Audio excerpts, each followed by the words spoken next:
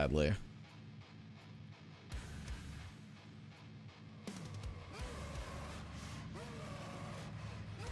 I have my man.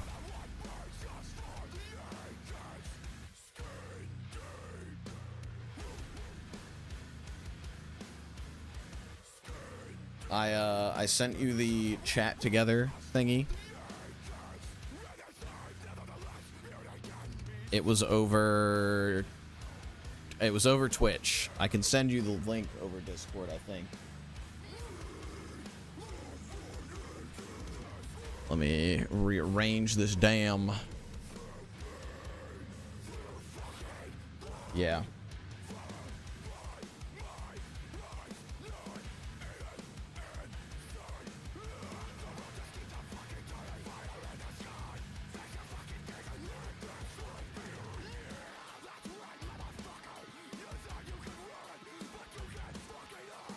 Oh, that just arranges those. Oof. How many albums are there? One, 2, 3, 4, 5, 6, 7. Wait, what? I thought there was 8 too. 1, 2, 3, 4, 5, 6, 7. No, there's only 7.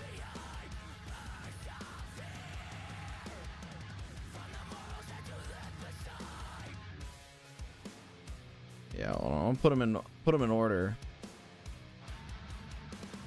I see. All right, I have it in release order now, other than regional at best.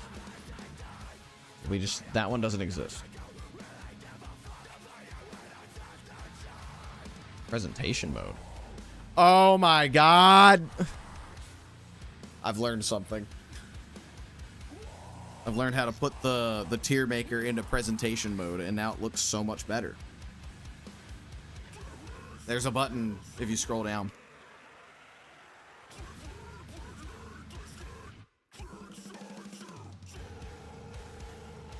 Hmm.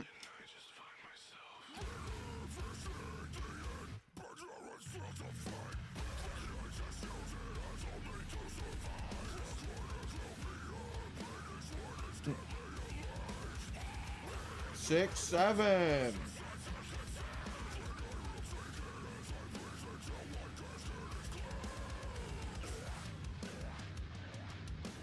You not hit with it. I should probably tweet my fucking stream link out.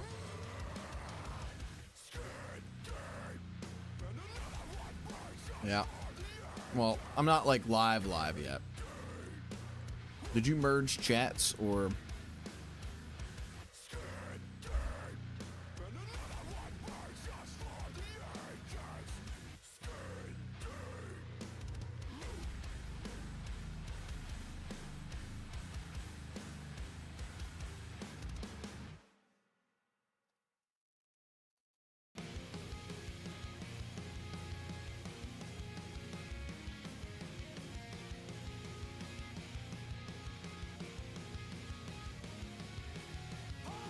Oh, boy, do I have. Oh yeah, no, I've got something that I was listening to yesterday.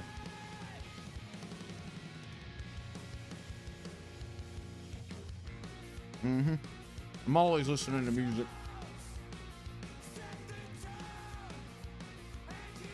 Now I gotta remember.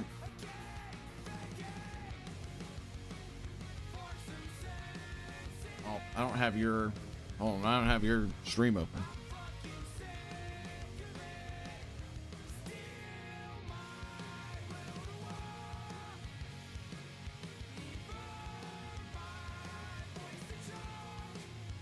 Oh my fucking god. Hold on. Was my mic live that entire time? Oh, that'd be funny. Chat, you can't see me yet. Hold on. I've fucked up. Activate. There we go. Chat, something disturbing is happening right now. I gotta make you audible too. Hello, chat. chat. Something horribly disturbing is happening right now. This man's in full bandito gear. You don't even know, man. That's crazy. Didn't you just see them? I did. That's where I got the bandana from. Actually, the tape is actually functional. My wire was getting exposed, and I had some yellow tape from when I saw them in concert. I was like, I'm just gonna wrap this. I'm mad because originally I was gonna wear my 21 Pilot shirt as well, and I was looking for the hat that you got me like years ago, but I think I left it at my parents, and I should have had another flag. So I wanted to be like full decked out originally for this. You know, I wanted to get like everything I owned. You know what's kind of sad? I don't remember buying you that hat. It was like college, I guess. Probably. It was like a beanie hat from like Hot Topic. Oh, that makes sense. It was probably like Secret Santa gift or some shit. Yeah. No, it's just for my birthday. You're like, here, I got this for you. Aw. Yeah. That's crazy. I never. You got that for me, and my ex also got me the same hat too. Oh hell yeah. Yeah, so I was like, all right, double up. So I'm like, I have to have one somewhere, but I think I left it at my parents' house. And along with the other, I got the Bandito flag, man. I'm so mad I couldn't find it.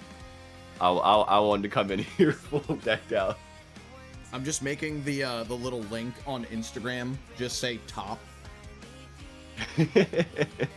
That's got a new meaning now, but you know, the real ones will know. The few, the proud, the emotional will know. Yeah. What a fucking band. Right. I enjoyed this. I'm so glad you got into the lore. I guess we can get started as I'm still munching on my last bites. Yeah. Hi everyone. I'm Paul. I'm Kyle. This is the Not Very Radio podcast, where we rank an artist or band's discography from worst to best. Yeah. This week, we do it a way that I can't describe, and Paul can describe it if he wants, or you could move on. This week, we've got 21 Pilots. The format for this show kind of goes, whoever's the least familiar with the artist will tend to kind of lead the discussion. So basically, I will tell you where my placements are, and then Kyle will counter with where he has placed that album. And we go album by album from worst to best. We pick like highlight tracks and shit. And I check Spotify a bunch because I'm never prepared. I'm also eating right now because I just got off of an 11-hour work shift. So having a great time. I texted him, I said, let's do it earlier actually. And then he's like, no, I'm at work. I said, okay. He texted me at 6:45. He was like, oh, actually I could do 7. And I was like, dog, I haven't left work yet. My appointment not that going well. Was supposed to have got canceled, so I was like, oh, well, that means I could do earlier. Well, I love the Legos in the back, by the way. Thank you. We're slowly but surely transforming this space. Just in time to maybe move, but we'll figure that out at some point. Yeah, we'll get there. Yeah. Well, I'm still eating, chat, but... All right, well, before we move into 21 Pilots, we both agreed that we will just kind of share one album that we've been really getting into this past month. Oh, yeah, new segment. Yeah, new segment. I was going to call it Minute to Pitch It, actually. But I kind of like that. Yeah, but I don't have a write-up, so like I don't know how long it'll be. But I could just give it I could be short. I'll be short. Be brief. Yeah, so my pitch for this past month was Maruja's album Pain to Power. Not even gonna lie, it's definitely gonna be my album of the year already. Spoiler alert. Oh yeah. For people that watch the future one, but I did a reaction to it on my YouTube channel, the one that if you're watching this not live, you'll probably be watching this there, and that's why I said spoilers anyway, because people probably already know if they watch it. But I loved that album. It's like a fantastic, just like brutally rock album with like a bunch of different like influences, and the lyrics, man, are like crazy. I was blown away by some of the words because I was expecting very or I guess ultimately it kind of like gives that mentality that I feel like people our age have, where it's just like the world's going bad, but it brings this sense of hope to it. Like even like they acknowledge that, and then they bring this sense of hope and encouragement, which is just really nice to hear in times like this. Yeah, that one. Yeah, I figured I would try and pull it up. I need to listen to it because Maruja used to come up on my like Spotify all the time. They stopped recently. It's probably because I switched to Apple Music. Could be, yeah, could be. Let's try to switch. That looks silly. I'm switching this back. Sorry, chat. I'm all, still all fucking... your turn now. Yeah, eat away, man. Eat Not away. trying to be a troll, but are you literally trying to be a hoarder? What the hell is going on in the back room? Oh, I'm in my dead grandma's house and all her shit's still here. Thanks, bud. Nah, it's pretty messy, but yes, a lot of that stuff needs to be cleaned out. Well, I'm We're not working on it. Your chat in my chat for some reason. I thought I was supposed That's to be. YouTube chat. Oh, gotcha. Okay, that's fine. I just want to make sure things were going right. I have not seen a single Twitch message yet, and that's fine.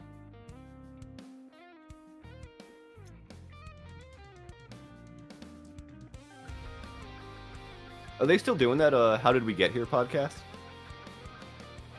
I used to listen to it like for a little bit, and then I just kind of stopped. I listened to it for a good while. I actually listened all the way through, but because it's been done for a bit. Oh, okay, gotcha. I just saw it over there, and I was like, oh yeah. I don't remember how many I listened to, but for a little while. All right, chat. I'm locked in now. I'm locked in. My pick for album that I've been listening to, there's been a lot of really good stuff. Like I'm thankful that I have this little bar here because I can see like the new Dying Wish and a band called Love EP. But I am gonna pick the new Villanova. Or maybe it's not new. It might be their debut. I guess it's not really their debut. But Hit It by Villanova. This is like if fucking Issues and Periphery had a baby, and I thought I just didn't give a shit about Gent anymore, but then I heard this and I was like, oh, it's just jazz, and it fucking rocks. To add that one in. Also, while you were just talking about that. Wait a minute. Hello, Chris. What are you saying, Kyle? Just some of the ads that popped up on the on the side of your screen during the ad. It was for a women's cleansing pad. Yes, Matt. That is the band that Jake played in. Villanova? No, Periphery. A family friend of ours, his older brother, I think, was the original vocalist of Periphery. I don't think it gets listed on like Wikipedia or anything because it was like very early on, but yeah. Gotcha. That's pretty cool. Yeah. Pretty nice little tidbit. But yeah, Hit It by Villanova. The shit rocks. Just listen to Oh No, parentheses, Believer. And you'll know whether you're going to like this shit or not. Does marimba have actual marimba in it? Probably, remembering what I do. I'm a marimba sucker. I'm a sucker for some good marimba. You tried Mega Bonk? Prime time. Wasn't Mega Bonk's a fucking game, isn't it? Yeah. Okay, now I'm not getting any chat still. I don't know what's going on. Whatever. You can't see the people, Kyle? It's not popping up on my little. Well, that's because I didn't hit start sharing chat. Ooh. Mr. Twitch. Mr. Twitch himself. I'm supposed to be the one that screws it up. Yeah, I mean, that's actually, fair. I was going to say one more thing. Did you want to give a shout out to the Tiny Things EP? Yeah, I'll give a shout out to the Tiny Things EP. Tiny Things, you should listen to it. That's my buddy Jake from college. Oh, it just played a second song from it in a row. Yeah, that's beyond chill. Tiny Things, it's my buddy Jake. He made a instrumental little EP with some like voice memos and shit. I am in one of them. You can hear me very clearly at the beginning of The Reservoir singing Kanye West's Stronger. I don't know the context for the clip, but there's... That's awesome. Yeah, I don't know the context for the clip, but yeah. Cool. That's all I got. All right, well, let's get started on the 21 Pilots. I've been so excited for this for the past month. I have been pretty excited. Let me see if I have... I think I took notes on a little bit of it, but I did not take notes the entire time. Let's see. I took 0 notes because this is what I was born for. Oh, okay. I got freaking bandanaed up, man. I ranked them in and put my highlight tracks next to them. Cool. So that's as much notes as I have. All right, I get to lead this time, which is fun. Yeah. But also before we start, I just want to preface this just as for the whole podcast as we do it from this point forward. If you hate something, don't be afraid to say you freaking hated it. I don't want, I don't want to have to do the walk around. It was fine. I can see why some people, you don't like it, you don't like it. Yeah. I think it'll just be nicer that way. Yeah, that's how you get views, baby. Yeah. We be really mean to shit that people poured their heart and souls into. Yeah. Although this is my band, so you'll be really mean and I'll be sad about it. But that's fine. I'm only gonna be mean about one thing. Okay. Maybe a few things, but yeah. Anyways, I guess we could just so little bit of history. I listened to 21 Pilots in like late high school, early college, purely on Kyle's recommendation because he was already in love with them, and I kept seeing them come up on like the Fueled by Ramen YouTube page, and I was like, oh, let me check that shit out. And for a long time, I was very, very into like Vessel and Blurryface, and then kind of when they started to blow up, I kind of was like, yeah, it's a little bit fucking cringy now, and kind of fell off with it. I kept up with, or I listened to Trench when it came out. Didn't really like dive that deep into it, and then I like fell off for a bit, and then I listened to Clancy last year, and I was like thoroughly impressed with it upon first listen, and I was like, oh, well, that's like pretty good. And then since we were doing this challenge, right when Breach came out, I was there for like the release of Breach and all that. Kyle, do you want to speak to your history with 21 Pilots as you wear your fucking bandana? Yeah, I know. You were like Kyle recommended. It's like, really? Nah, nobody could have. Nobody could have known. No one could have guessed. So 21 Pilots, they're a pretty cool band. So I found them like senior year of high school, I think. Probably, yeah. A little bit before a couple months before Blurryface came out. So like I found them in like 2014. Got really into Vessel, got really into Blurryface. They're like the first band I really like fell in love with because I wasn't introduced to a lot of like bands growing up. And they sound like different, So like I became obsessed. As time went on, I kind of drifted away. I was like, it is a little cringe, but I do really like it. They released Trench.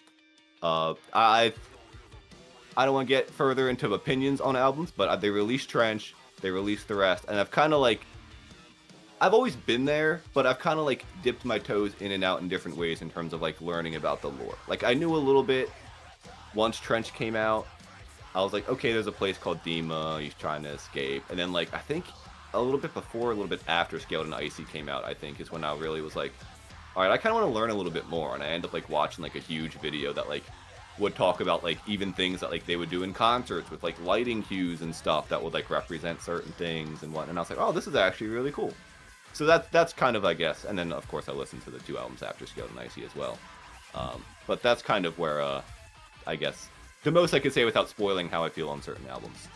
Very fair, very fair. Yeah. I will say Kenneth is cool. Hello, I've been better, but we're rocking on the show right now. And Chris also said, I know that 121 Pilots song that goes, baby, I've been losing sleep. And then said, Counting Stars. That is One Republic, my friend. That's okay. We still love you all the same, Chris. Close enough.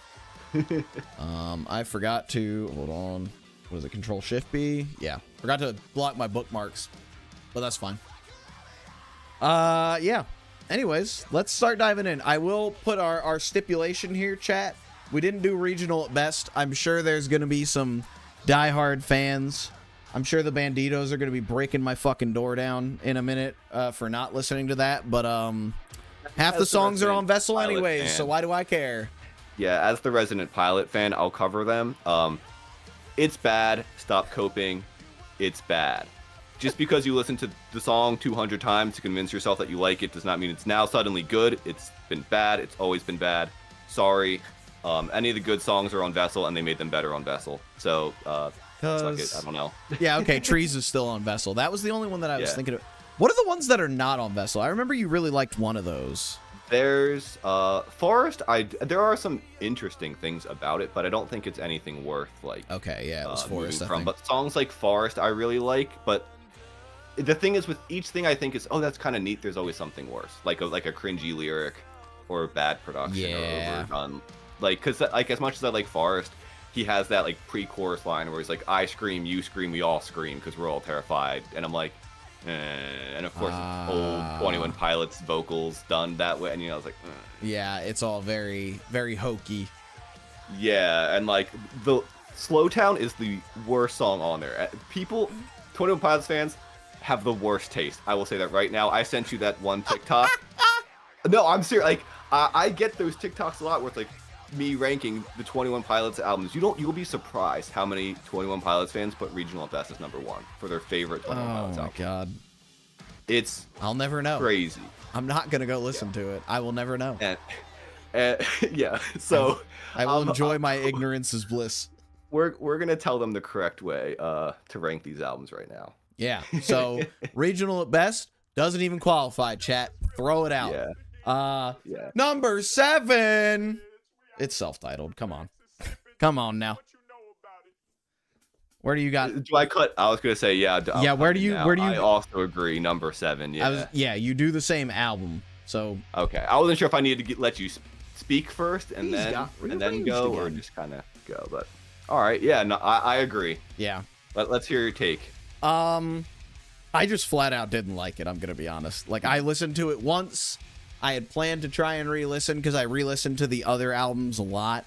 But it's just like, I think the production sounds bad. I think the vocals just piss me off.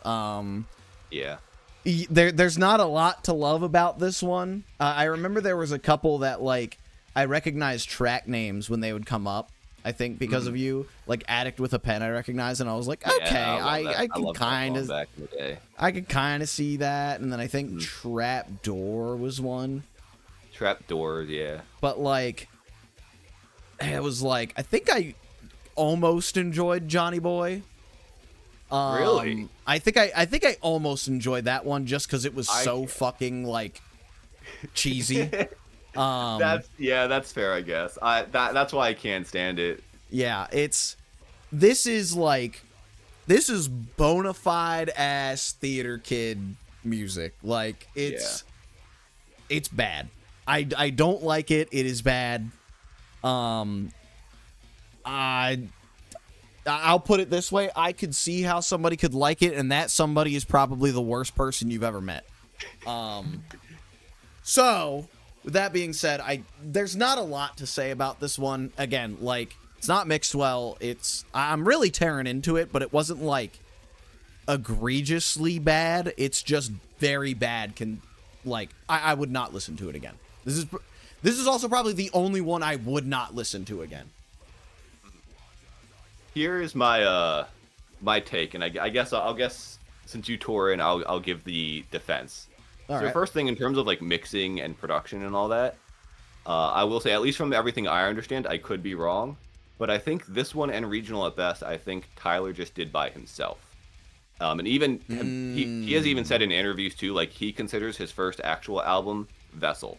He said like, yeah, self-titled and Regional at Best, he's like, those were just collections of songs that we put out so people would come to our shows, and also so then we can make money by them buying our CDs, so then we can make it to the next show. So like, in that point, it's like I kind of get it with the production not being great, especially if he was doing it basically by himself. Yeah, that makes a lot more sense. Yeah, the vocals, I think that's probably one of the biggest problems with it, and I think the way I kind of look at it is like there are some. Even though I agree it's the worst album, there are some surprisingly great lyrics here from time to time. Like Friend Please, I think is like, has the potential to be an incredible track. But I think the way he does his vocals is like he's trying so hard to convince you that what he's saying is dramatic, and you don't need to do that if we're just listening to the lyrics and can hear how they're dramatic. Yes. And you'll hear that in like future albums where like he'll say something really thought-provoking, or sad or whatever, and he's not there going, I might be dead. He's just saying it, and the weight of the words is enough. He's not trying to make you think it's crazy. Yeah, he's matching it better to the song, like what he's doing. Yeah. Like when you were saying that, immediately Neon Gravestones kind of popped into my head because he is so somber throughout that entire song, and I feel like if he made that song during this era or like during this like time of things, I feel like it would not have went over as well. Oh yeah, no, yeah. Well, that's, and I don't know. Part of me wonders too, because like I hear self-titled, and I'm always like, it sounds like he's trying to do like the Black Parade, Gerard Way kind of vocals, a little bit. Instead of it being like crazy guitars and distortion that sounds, you know, hellish, it's piano. Yeah. So, like, it's like, first off, like you're not the best singer yet, you know, like you're rusty, and like you're doing this over just like some piano, man. Yeah. Like it's, but I do think there are some surprisingly cool moments. There's shoot, which one is it? The one about before you start your day. In like the middle of that track, and I don't know how much you picked up because I can imagine some of this you start to tune out, but in the middle of it, like there's like this swelling, and there's this really cool like rumbling sound that feels like thunder. And I will say there are like sparks of moments of like interesting production, but overall, yeah, you are right. Like it's not great or good. Yeah, it's not. There are like little moments where you're like, whoa, he kind of hit something there. Yeah, and again, like I tore into it a lot. It's their first album. My first album sure as shit didn't sound good, and it probably didn't sound as good as this anyways. Yeah, my singing sure didn't. I know that for a fact. I didn't know how to tune vocals. Ugh. Still don't. And I didn't know how to sing either. Yeah. Yeah. Are we kind of done with that one? Yep. Let's move on to number 6. Number 6. This one might be a little bit of a shock, but I think I've grown as a person over doing this, and just in the last like however many years. But number 6 is going to be Vessel, actually. Ooh. And here's the thing with this placement. It was very hard. It was hard from here on out to rank these. Once we get to the top 3, it is almost impossible for me to just like discriminate amongst those 3. But yeah, from here on out, I think all of the records are good. Vessel, just out of the ones remaining, has the most songs that piss me off. And you're gonna hear me bring it up over and over again. Anytime I hear a fucking ukulele, I'm crashing out.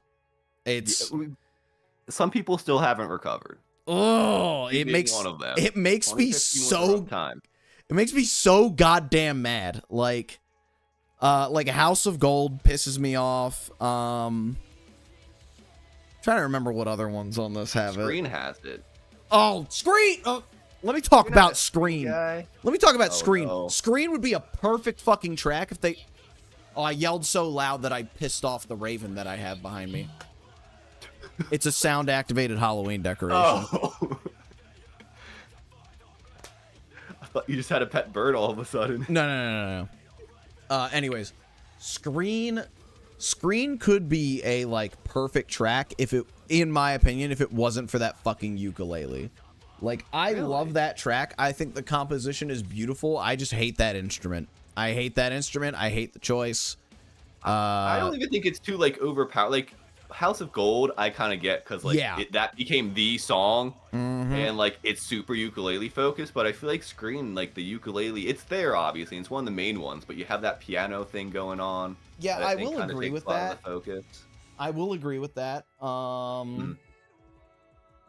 However, on the positive side of things, okay. Actually, okay. To finish up my negative side, what's my favorite song? Like by 21 Pilots, or just like of all time? I don't think I could pick all time. I don't know about 21 Pilots either. Oh, you get more YouTube comments. Yeah, YouTube chat. Actually, it's one that I'm going to talk about in well, I don't know. It's hard for me to pick a favorite. I would have to do the fucking bracket that we did to figure that out, honestly. Finishing up the negatives, there are some tracks that there's like a track or two that I think are kind of forgettable. No, there are. And there's more of that like goofiness, silliness that I don't really like, and some of these beats are just goofy as shit. Oh yeah. Like delivery's goofy, beats are goofy. It kind of adds to the charm on this one a little bit. Like, I don't wholly hate it. Like, I can get down with Migraine and the stupid ass beat switches on Ode to Sleep a little bit, but I don't know whether that's Stupid. Yeah, they're pretty bad. There's hardly a transition. Yeah, they do that better on like future albums. Yeah, that's fair. Like, I immediately think of Overcompensate, and I'm like, that's just better Ode to Sleep. Ooh. Yeah. Yeah. But yeah, so that's my negatives about this one. On the other hand, I think they really figured it out. And they have some absolute, like, hits that are never leaving rotation. Like they're never going to stop playing car radio. I think they probably... Can we get their recent set list? I was going to say, I just went to the concert. Do you want to know what songs... What songs off of Vessel did they play? I'll start from from bottom to top of the list. So they played Trees, obviously. Okay. They played Guns for Hands. Okay. We're done. What? No, nothing else from Vessel. Are you fucking... They didn't play the best song off of Vessel? Which one would you say the best is? Holding On to You. Easy. Yeah. I had a feel... Okay, if we're being real, though, I had a feeling they weren't, because the Entertain My Faith part is now in... Yeah, it's in... City Walls. Yeah. So I was like, I don't think they're going to run through that twice. Nah, run it back. The rest of Holding On to You is so fucking good. It is. It's not even just that part. Like, okay, that does have the unfortunate cheesy ass lean with it, rock with it. Oh, yeah. But I can look past it because of how good the rest of that song is. Yeah. But yeah, that is my highlight track for this one, is Holding On to You. I think that is like perfection of Vessel. Like, okay. The beat switches are there. The rapping doesn't make me want to harm people. I'm burping up my fucking chicken wrap that I slammed before getting on this. He borping. Yeah. Yeah, I think Holding On to You is their best song on this record for sure. Car Radio, obviously never going away. Never fully going away. Everybody will continue to remember that. I think he just doesn't want to scream, and that's probably why he's not playing that. He screams enough, and I kind of thought. Yeah. Screams enough in Jumpsuit for the rest of the set. So yeah, that's fair. But yeah, that's kind of what I got for Vessel. It's just, I like how they progress down the road, and I don't like this as much anymore. But I still it's still good. I would still go back and listen to this.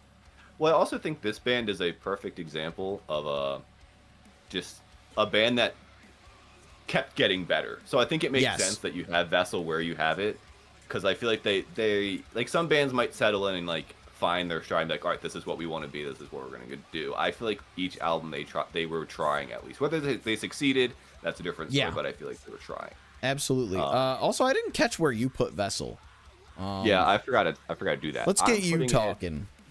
I have it at 4. Ooh, so, okay. And I'm at the point too, and this is what's hard. This is the probably one out of all of them that I went back and listened to, and I went, I can't be unbiased in any way.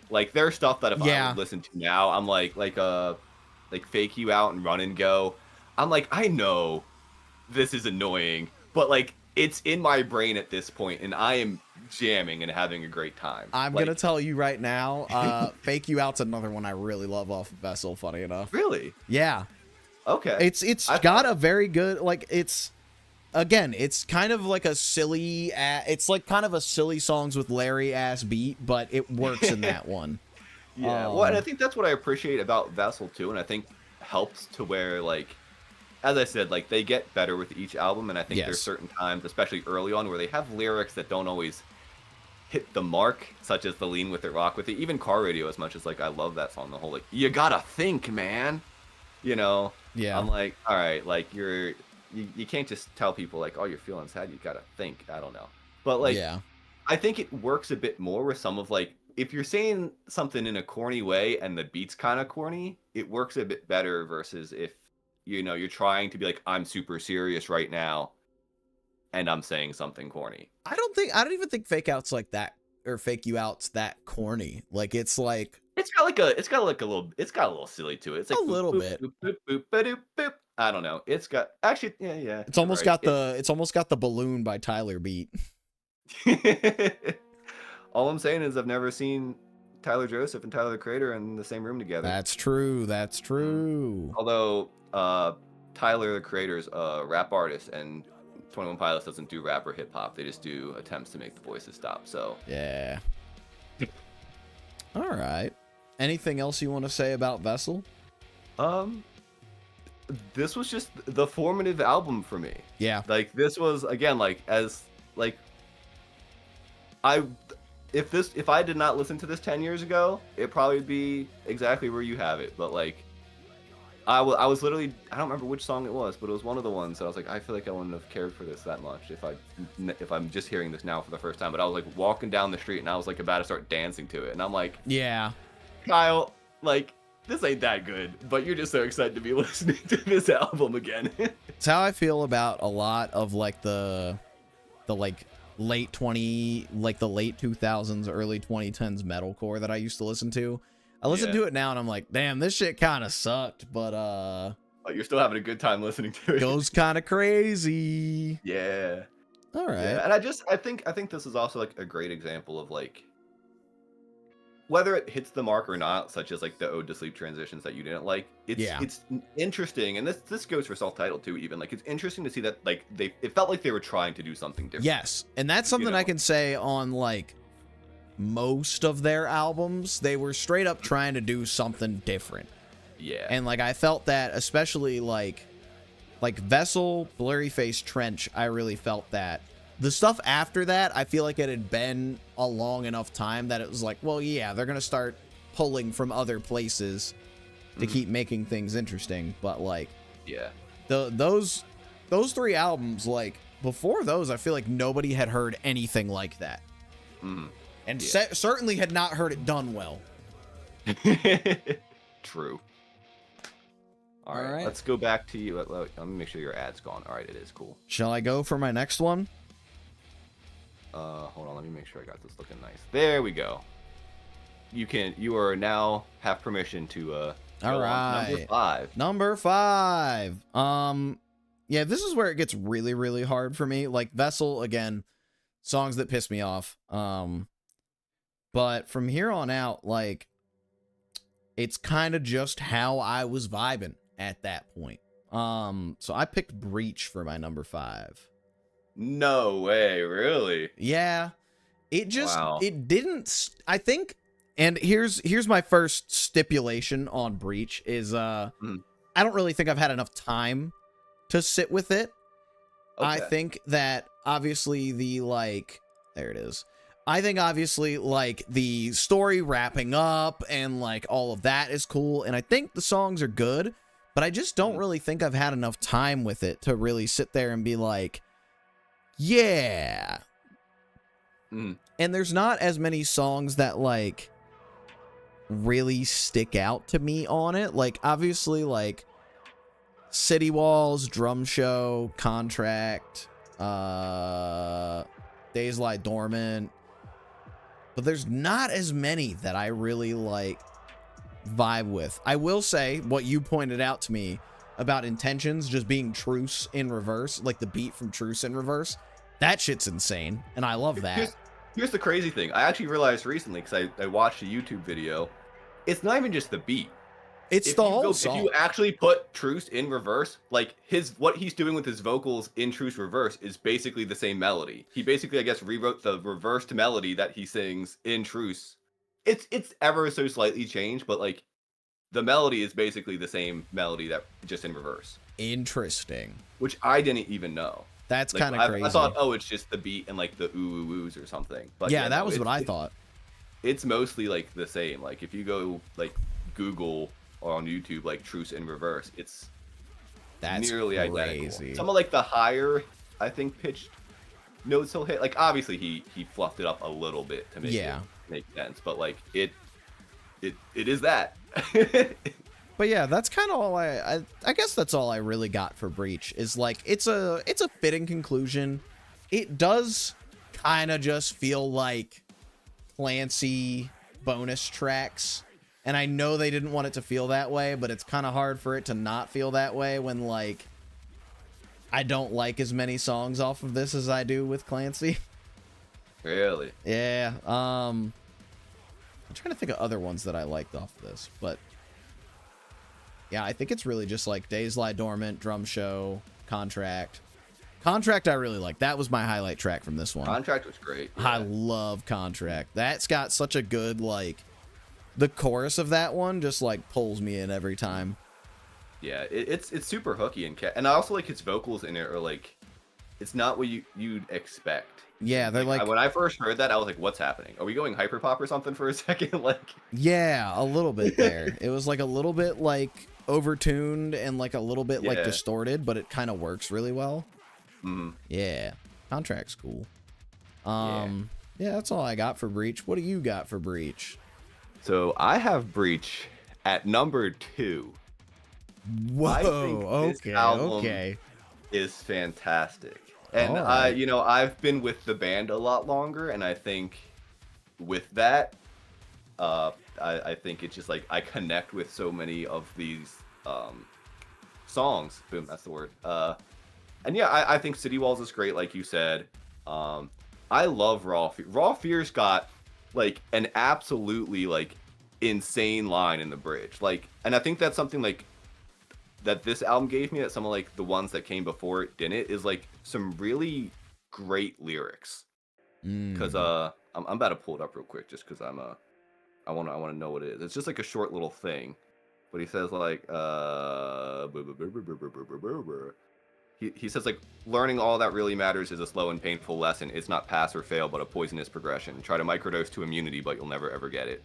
And I like, for me, I'm like, that's such a good line about just like coping with, and that's ultimately what the whole album is about, is like with City Walls and the story ending with him losing. The whole album's about failing and how to cope with failing and deal with failing.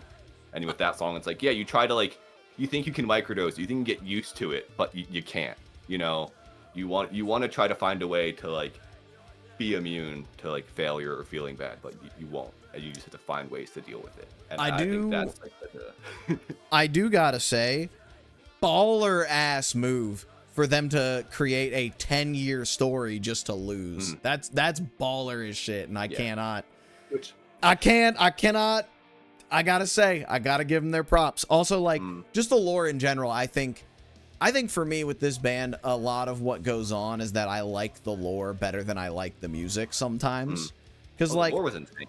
I like the music a lot, and a lot of this is pretty good stuff. It's not exactly like my preferred genre of listening. Like, it's not, I wouldn't say it's not my cup of tea, because I like it, but it's not like, it's not really the genres that I'm gonna like reach for on stuff. Like, if I'm gonna listen to rock music, I'm gonna listen to rock music, or if I'm gonna listen to electronic stuff, I'm gonna listen to like purely like really electronic pop kind of stuff.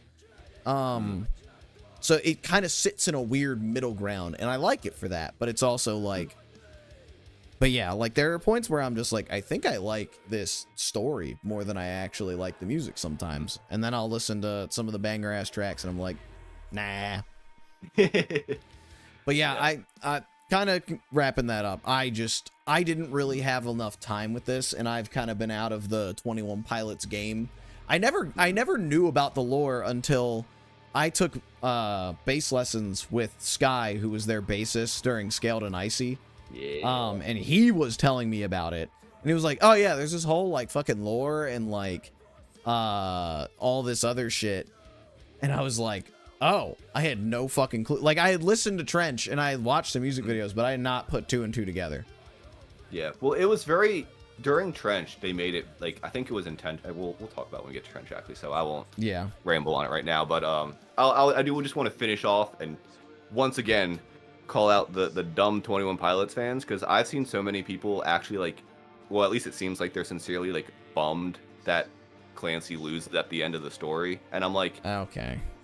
I'm like, if you listen to the whole album of Breach, what's the point of the rest of the album if he wins? Like I just said about Raw Fear and like dealing with failure, and like Tally is basically an epilogue where he's like, hey, I screw up, I've let you down. I've done this, but I thought you were keeping track, right? I thought like you were hating me for it, but you weren't, you know? Yeah. Like, it's this song about like, I guess, Torchbearer or his friends or his fans or God or whoever having this unconditional love for him. Same thing with Intentions. It's all like, none of those songs would make sense if he won, right? Like, Dude, if he won, beat his demons. And it's all connected. Like, I'm gonna be real. If you listen to that, listen to Clancy, or like if you listen to Clancy fucking lose and then go back and listen to the other albums, you're gonna sit there and be like, holy shit, they were telling me he was gonna lose the whole fucking time. Yeah. Like the whole time. Like, again, bringing up Neon Gravestones again. He literally says, when I lose to myself, promise me you'll move on and figure it out. On fucking Clancy, they talk about, like, intentions don't mean shit and, like, that other kind of stuff. Like, it's all over the fucking place. And you had, like, I probably wouldn't have picked it out. I probably would have been like, but yeah, he's going to win. But I think it makes a lot more sense for him to lose. And talk about, like, yeah, you got to just fucking try again. And I think that's a lot more realistic of a fucking... Well, especially when the whole thing's just a giant, like, mental health metaphor, right? Like, imagine you go to your favorite band that talks about mental health awareness crap, and you're like, I'm feeling sad. What do I do? And then he comes on, he's just like, I just beat up my demons and I'm fine now. No more help for you. Like, and I think that's the exact cringy thing people were mad at them about.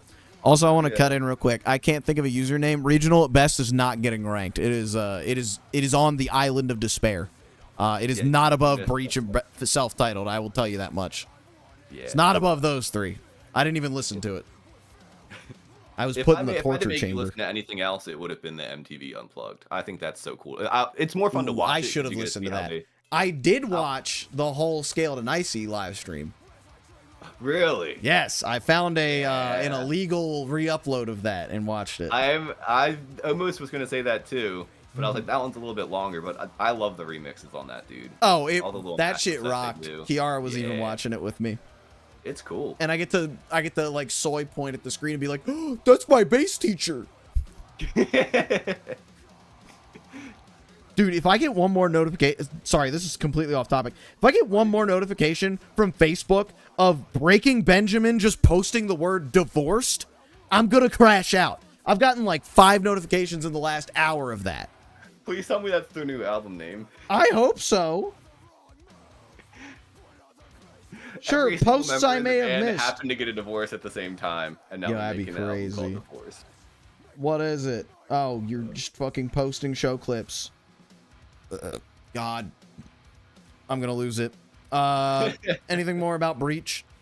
No, outside of just it's my second best. I think it's absolutely fantastic. It's really good. I wanna emphasize that we're in the really good territory here. I do get the point there where you were saying about like them not like clicking as much for you, because I don't think they're as in your face. I think a lot of them are a bit more like pulled back and subtler. Again, I made sure to finish listening to all of them again before listening to Breach.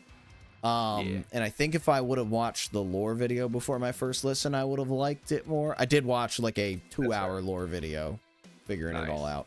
Actually, one more thing about Breach. I'm not sure if you saw in any of the lore videos, if you didn't watch anything posted post Breach, but in the Center Mass song, there's an audio clip at the very beginning of it, of this girl going, "Girl, I don't think you should take that." And if you didn't know, that's from one of their concerts. After one of their concerts, you know how like when they do trees, they have like those bass drums that the fans hold up and they play on them? Oh yeah, didn't somebody like leave with the bass drum? Yeah, one of the fans took it, and another fan was like filming, like, you know, just post-concert. Yes, I did see that video. Said, "Girl, I don't think you should take that." And oh Tyler my! Clipped that audio and put it at the beginning of Center Mass. Dude, oh, I totally forgot about that. But yeah, that's so goddamn funny. I saw that video when it happened. I was just like, damn, they stole the trees drums. That's crazy. Yeah, after that, they put chains on them. I know.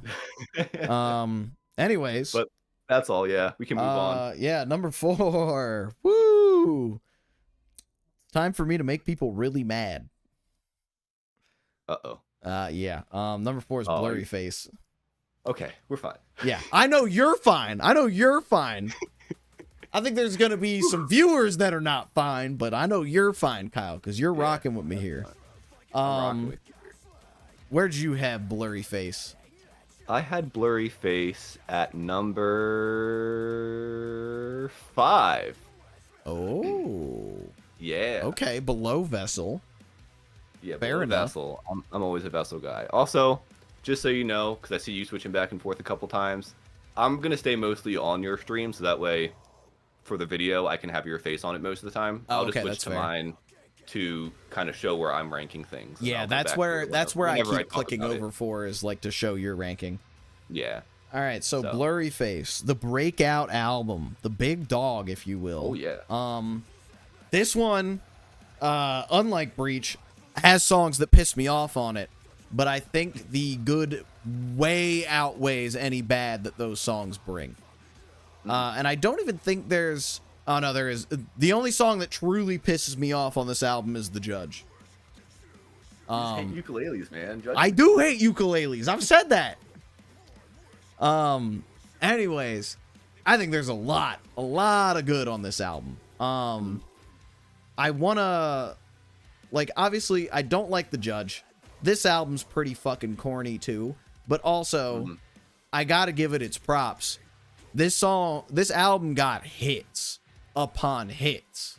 Like, Stressed Out and Ride, obviously. I think, I forgot about Terror in My Heart until re-listening to this, and I was like, oh no, I have to listen to My Taste in Music Is Your Face. Corny ass lyric. It's, I hate to say it, it's kind of a good lyric. Here's the thing. What's my beef with the ukulele, Chris? Because all the worst people you know bought one and thought they knew how to play an instrument. That's my beef with the ukulele. It's an easy instrument. Yeah. All you need to know is A minor and C, and those are both just pushing down one string. Yep. Hold on. We're busting out, man. Oh, this one goes out to you, Paul. Yeah. Hold on. This chord is cutting the sound. I do not hear you. Oh, rats. Damn. I heard the first. Playing The Judge. I heard the first, and then it was done. It was donezo. Oops. Discord also hates ukulele. All right, yeah. Anyways, beef with the ukulele. Unfortunately, I do like one ukulele song on this, and it's "We Don't Believe What's on TV." Really? Yeah, it's so fucking hokey, but I think it works well on this one because it kind of feels like a TV commercial. You know? Yeah, it does. Yeah. So I think it works better on that, and it's pretty good on that. What else, man? Heavy Dirty Soul, that is one of my I think most of their intro tracks are pretty fucking banging. Oh yeah, they make sure their intro tracks go crazy. Like between like this City Walls is the intro for Breach, right? Yep. Yeah. Between like Heavy Dirty Soul, City Walls, and Overcompensate, I'm like weird. Oh, and Jumpsuit. Fuck. Oh, yeah. We are eating so good with intros for this band, and we're eating great with outros on this. I think Goner is probably my favorite outro on a 21 Pilots album. I think that's my favorite like closing song.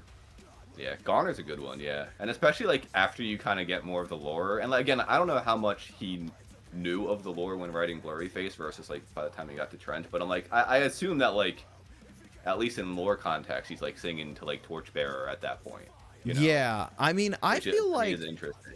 If I had to speculate, I'd say he probably had this whole story kind of like, I feel like Blurry Face tells the whole story of what the next 4 albums do, but kind of like more scattered. Like a lot of these feel like a little bit more grounded in reality. I feel like he had that whole story kind of already in his head when he made Blurry Face, and then like took those 3 years after Blurry Face to really like, we could expand on this and really make some, like, this really resonated with people. We should take our time and like expand upon this and really make something cool out of this. Yeah. And I gotta give the crazy, like, you go on. I was gonna say, I gotta give him props because like they could have just made Blurry Face 2 and Blurry Face 3 and just phoned it the fuck in after this album. Because like, again, you've got Stressed Out, you've got Ride, to carry you for the rest of existence. You don't need to make music again. But instead, you dump fucking probably millions of dollars into this long, convoluted ass story with expensive ass music videos for all of them, with like visual effects and extra actors and like, oh. I just wanted to like do a flex. I got our wedding guest count down to 134. Okay. Yeah. So if we step on some toes, fuck them bitches. You're on stream. Yeah, I know. Okay. And D said, fuck them bitches. Using that QR code thing right there. The water test. Oh, yes. There you go. She said bye. She said Bye, she's not D. coming to the wedding anymore. Not really. What? She said she was working on her. She was working on her wedding list, trying to cut it down a little bit. Yeah. So what were you saying? Ain't that the fucking truth? Yeah. I was just kind of talking about how, like, I appreciate that they didn't just phone it in after Blurry Face, and they were like, we made all this money, let's make something that we really love and that we think is really cool. And, you know, kind of as they, like, kind of humble bragged about at the end of the City, was it City Walls? What was the last music video in the... Oh, yeah, City Walls, yeah. City Walls. Yeah, as they kind of humble bragged about, like, you know, they did give a lot of people jobs by making all of these crazy ass music videos. When again, they could have just phoned it in. They could have recorded their little videos against like a infinite white backdrop and called it a fucking day. But they said they spent $1 million on the City Walls music video. I don't doubt that. Yeah, I was like, man, that is a lot of money. Yeah, a lot of VFX people. Yeah, but you know because like they've been, and this is why I'm curious about when they kind of knew what their next step was with the lore, and like how much of it they knew. Because in the Heavy Dirty Soul music video, which is in canon the first lore music video, came out in 2016. Josh has yellow hair, and along with that, and this is my favorite piece because it's one of those things where like you never would think it. My favorite piece of lore moment is the Heathens music video that has the Suicide Squad tie-in. Because if you watch that, it follows the whole story of Tyler getting thrown into like a prison-like area. He sees Josh, but Josh also kind of isn't really there. He goes out, he puts on, this is 2016 as well, he puts on like a yellow suit coat kind of thing. All the other prisoners come out. They all start dancing while he plays the music. The police all come in. There's a light that flashes. There's like an alarm light, which you would normally think is red. This alarm light's flashing and it's yellow. And then at the very end, when he's sitting there all alone, there's a brief second before like, and you could say it's just the lighting, but it seems very intentional. You could see for a brief second as it zooms out from him that his jumpsuit, his like prison jumpsuit that he was wearing, is yellow before it fades back to orange in like a second. It's crazy. I mean, I don't think this is a band who does things unintentionally. I think they had the plan hammered out. Oh yeah. Well, or at least they knew what they were doing with Trench at that point, I think. Yeah. And I probably should have brought this up during Trench, but this is technically a Blurry Face song, 2016. So, but because in Nico and the Niners, he literally says, "Force a sponsor, start a concert, or complete diversion, start a mob will win, but not everyone will get out." And that's the exact thing that happens in the Heathens music video. Yeah, it's a sponsored music video. They start a concert in the music video. A mob happens. And then it ends with Tyler being alone. It's crazy. It's crazy. But yeah, I guess my only last thing to do is just say my highlight track, which was Not Today. Really? I really like that one. It's got a fun little like kind of almost gospel-y feel with the chorus. Yeah. There's a lot of tracks to love on this. Like Doubt, I think, is an awesome one that like probably doesn't get as much love as it should. Funny you say that. The demo version of Doubt somehow blew up on TikTok, so they officially released the demo version, and now that is what they play in concerts. Is the demo version of really? Doubt, not even the original Doubt version. Yeah. Is that on Spotify?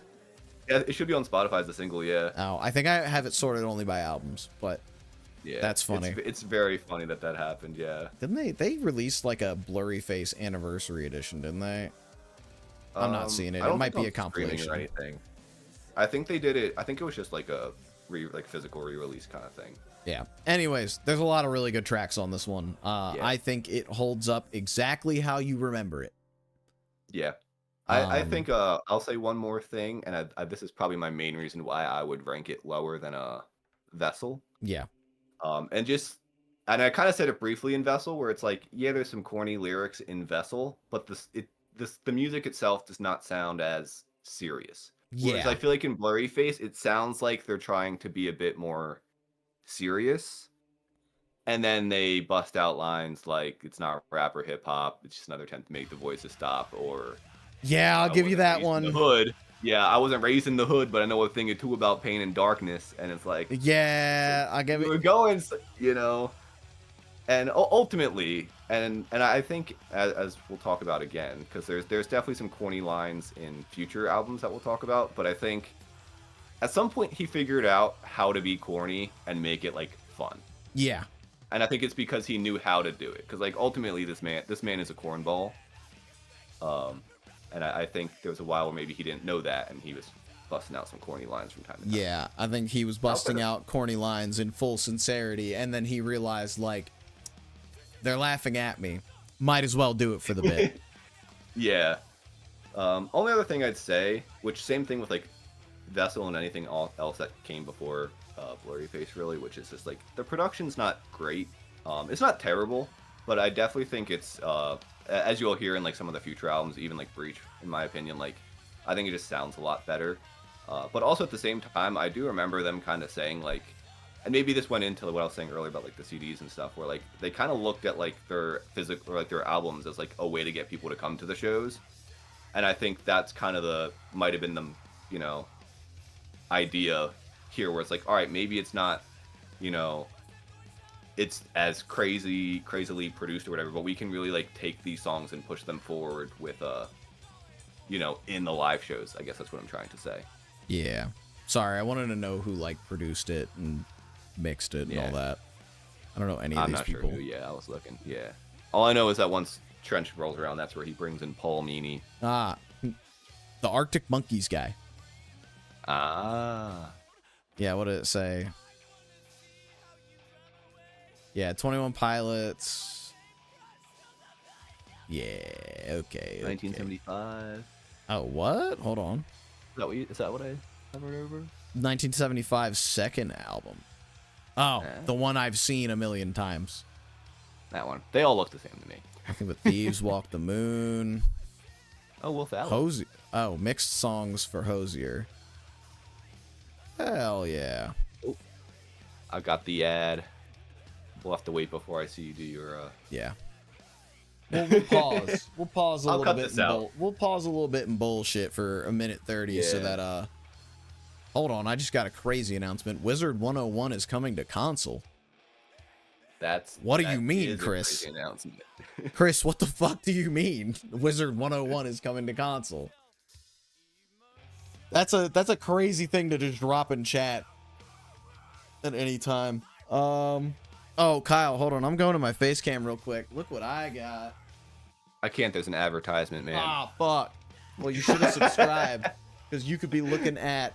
I should have. You could be looking at the Callous Vault Boys or the Baltimoreus Dow Boys. It's I don't want to see you in heaven, but with the Inner Harbor on the cover. That's pretty cool. This is why I need to keep my notes up when I'm having these conversations, because I literally put that in my notes for what I wanted to talk about, like, before we got into the main stuff. I was like, ask Paul how Callous Dow Boys concert was. How the Dow Boys concert was? Like every Dow Boys concert, it was a life-changing experience, and I wish I could go back. That one in particular was awesome, though, because there was a lot of my friends from, like, 2018, 2019, when I was, like, mixing at the local bar that did all the metal shows. A lot of my friends from that like stuff there, and a lot of them getting to do like guest spots with the Dow Boys, because like a lot of my friends' bands are friends with the Dow Boys. Yeah, Great for them. Yeah. 21 Pilot fans, if you're watching and you want to hear another band that also does not stay in their lane, boy, check out Callous Cowboys. Yeah. There is no lane. They're off-roading. Yeah. I went to the Cowboys. I saw the Cowboys in Baltimore, baby, at the Metro Gallery. That was one of the sweatiest shows I've ever been to. That place Really? gets gross when it's sold out. I hadn't been to a show at Metro Gallery that was that packed out since I saw Knuckle Puck on their 2015 tour. Dang. The fucking Copacetic tour. Ugh. The show where Jesse and I went, fuck, we could hold a show in our garage. We can do that. We were like, we could totally hold a show in the garage. Our garage And is God, a venue. that was literally what Jesse said. He was like, dude, your dad's garage is bigger than this. We could hold a show there. Yeah. And then I had to buy an amplifier. But the show did happen, and Kyle did play it. And it was awful. I had a band, and we did not practice a single time because we could not find a time to get together. Yup. Anyways. But anyway. Yeah, the ad break's over. Number 3. I will say, I think these last 3 are all very, very awesome. I think they are all perfection, and everything I've got to say about these last ones is like purely vibes based. Oh, I should have mentioned this about Blurry Face. It's too fucking long as well. Same with Self-Titled. It is a little long. Both of those are very long. Self-Titled is an hour long. Self-Titled is way too fucking long. Blurry Face is like a little long. I think that goes back to him. And again, I don't know how much of the sentiment is true or not, but him kind of being like, yeah, it's just meant to be a collection of songs to get people to come to the concerts or for something to people to buy at the concerts. Yeah. Versus like an actual, like, I'm making a concept or some kind of thematic revelation absolutely. here, you know? Oh, Wizard 101 launched on consoles today. Okay. Anyways, number 3, it's Trench. No! Yeah, I knew that was gonna hurt. I knew that was gonna hurt you. It's at your number 1, isn't it? My baby, it's my number 1. I dude. was wondering. Yeah. I was wondering. Because I went back. I told you, I went back and I rewatched your 21 Pilots March Madness bracket. Oh, yeah. And you were just, you were throating Trench on that one. I am, yeah. This dude was glazing Trench. And I do agree. This album bangs. This album is really good. It's a very fun, like, sonic change up. I think the literal only things that stopped it from being above Skeleton Icy and Clancy is just, it's a little too long. I think there's some tracks that add nothing, but are still there and just pad out this already pretty long runtime. What tracks in particular do you have in mind? Let me see. I knew him at one point, but it's been a bit. Let's see here. I'm not the biggest fan of Legend. Okay. It's like fine. I think I can't remember what Cut My Lip sounds like, and that probably doesn't bode well for it. I was gonna say that's my least favorite on the album. Okay. It's like the reggae one. I'll keep on trying, might as well. But like, Oh, okay. Yeah. For me, it's just like the weakest one. Yeah, it's like those two I would probably remove, and then you've got a respectable like what 50 minutes instead of like 57. Yeah. But also like for me, the Legend's important because it also ties in with Neon Gravestones. Because Neon Gravestone's all about like, hey, don't kill yourself, like have some respect for your elderly, and then Legend's about his granddad dying. Yeah. You know? And like. Again, I think that's important. I do think it's an important song. I think it breaks up the flow of the album a little bit. To talk about some real shit in the middle of this, like, I mean, you can talk about real shit in the middle of your like big ass concept album, but I don't think it's not disguised very well, or it's not like woven in very well. Smithereens is also not disguised at all. Yeah, Smithereens is another like I might cut it. It's kind of funny though. Yeah. As someone who now has a fiance, like I appreciate Smithereens so much more. Yeah. Like at the time I was like, I like this, it's cute, but like, is it necessary? Now I'm like, every time I hear him go like, you know, I had to do them. I'm like, yeah, you did. You had to do it. Like I would get beat to smithereens. Yeah, it's funny, man. Now the rest of these tracks here, it's nothing but juice. It's nothing but sauce and bangers, and beautiful shit. And the production, man. All of Yeah, them this sound album sounds really good. fantastic. It's, Yeah. you know, the story's awesome, the music videos are awesome. I gotta say, hype ass pick for them to do Levitate as a music video. That shit rocks. Yeah. I love that they continuously just like do not give a shit what is a hit. They're just like, yeah, no, we're gonna pick the songs that we like to be the music videos for the story. Well, and then they just made a that was separate also video their for third Chlorine. single as well. Oh, was it? Yeah. Because they released Jumpsuit and Nico at the same time. Yeah. And then they did Levitate as the next single. Oh, really? And at some point, they went back and made a music video for Nico and the Niners. I don't know if it was before or after Levitate. I thought they put out And- Nico and the Niners with Jumpsuit. I thought they had the video with Jumpsuit though. They had the No? Jumpsuit video, Oh. not a Nico and the Niners video. They just had the song. And then they later made the music video. I think Yeah. it was still before the album came out. But it wasn't when Nico and the Niners came out. Yeah, I know chronologically the video for Nico and the Niners is right after Jumpsuit. Yeah, because they also released like a 10-inch or 7-inch, I think it was a 10-inch vinyl that had just Jumpsuit, Levitate, and Nico and the Niners on it. Oh, So hell I think yeah. They kind of looked at that as like, here's kind of like the main story that like you're seeing. Yeah, the you know, lore, kinda. thing. But yeah, like Jumpsuit, incredible opener. I think this, like, it's such a good opener because it tells you exactly what you're getting into with this album. Oh yeah. Especially like lyrically, I think it helps a lot. It doesn't really play on the story a whole lot in Jumpsuit, but you know what the fuck going down. Yeah. You're watching that music video? Yeah. I was just confused watching that music video when it first came out. I was like, what the fuck is happening here? Something's going on. And then I didn't check back. I did not care to look at the rest of the videos when they came out. Levitate's awesome. I think this is probably some of the best rapping he has done, period. Oh, absolutely. 100%. I agree with you having Morph win your bracket. I think that's the best song on this album. It's so good. It's so good. Oh, I'm so glad you said that, dude, because I feel like Morph does not get enough love, man. And it's so good. Everything about it, man. Again, a lot of the rest of these songs are really, really good. I think Morph is like, that might be my favorite song of theirs. Like, I do just catch myself singing it sometimes. I remember midnight when this album came out, and I was at college. And I was like, I listened to the first two songs, and I remember there's like that pause. And before it came on, I'm sitting there like, please be good. Like, this is one of my favorite bands, and they can't be cringe anymore. And then you just hear, dun dun dun dun dun dun dun, and the drums kick in. I was like, oh, it's so good. Yeah. I was like, thank goodness we're going in the right direction with this album. And I was like, this is one of the best songs I've ever done heard. Yeah.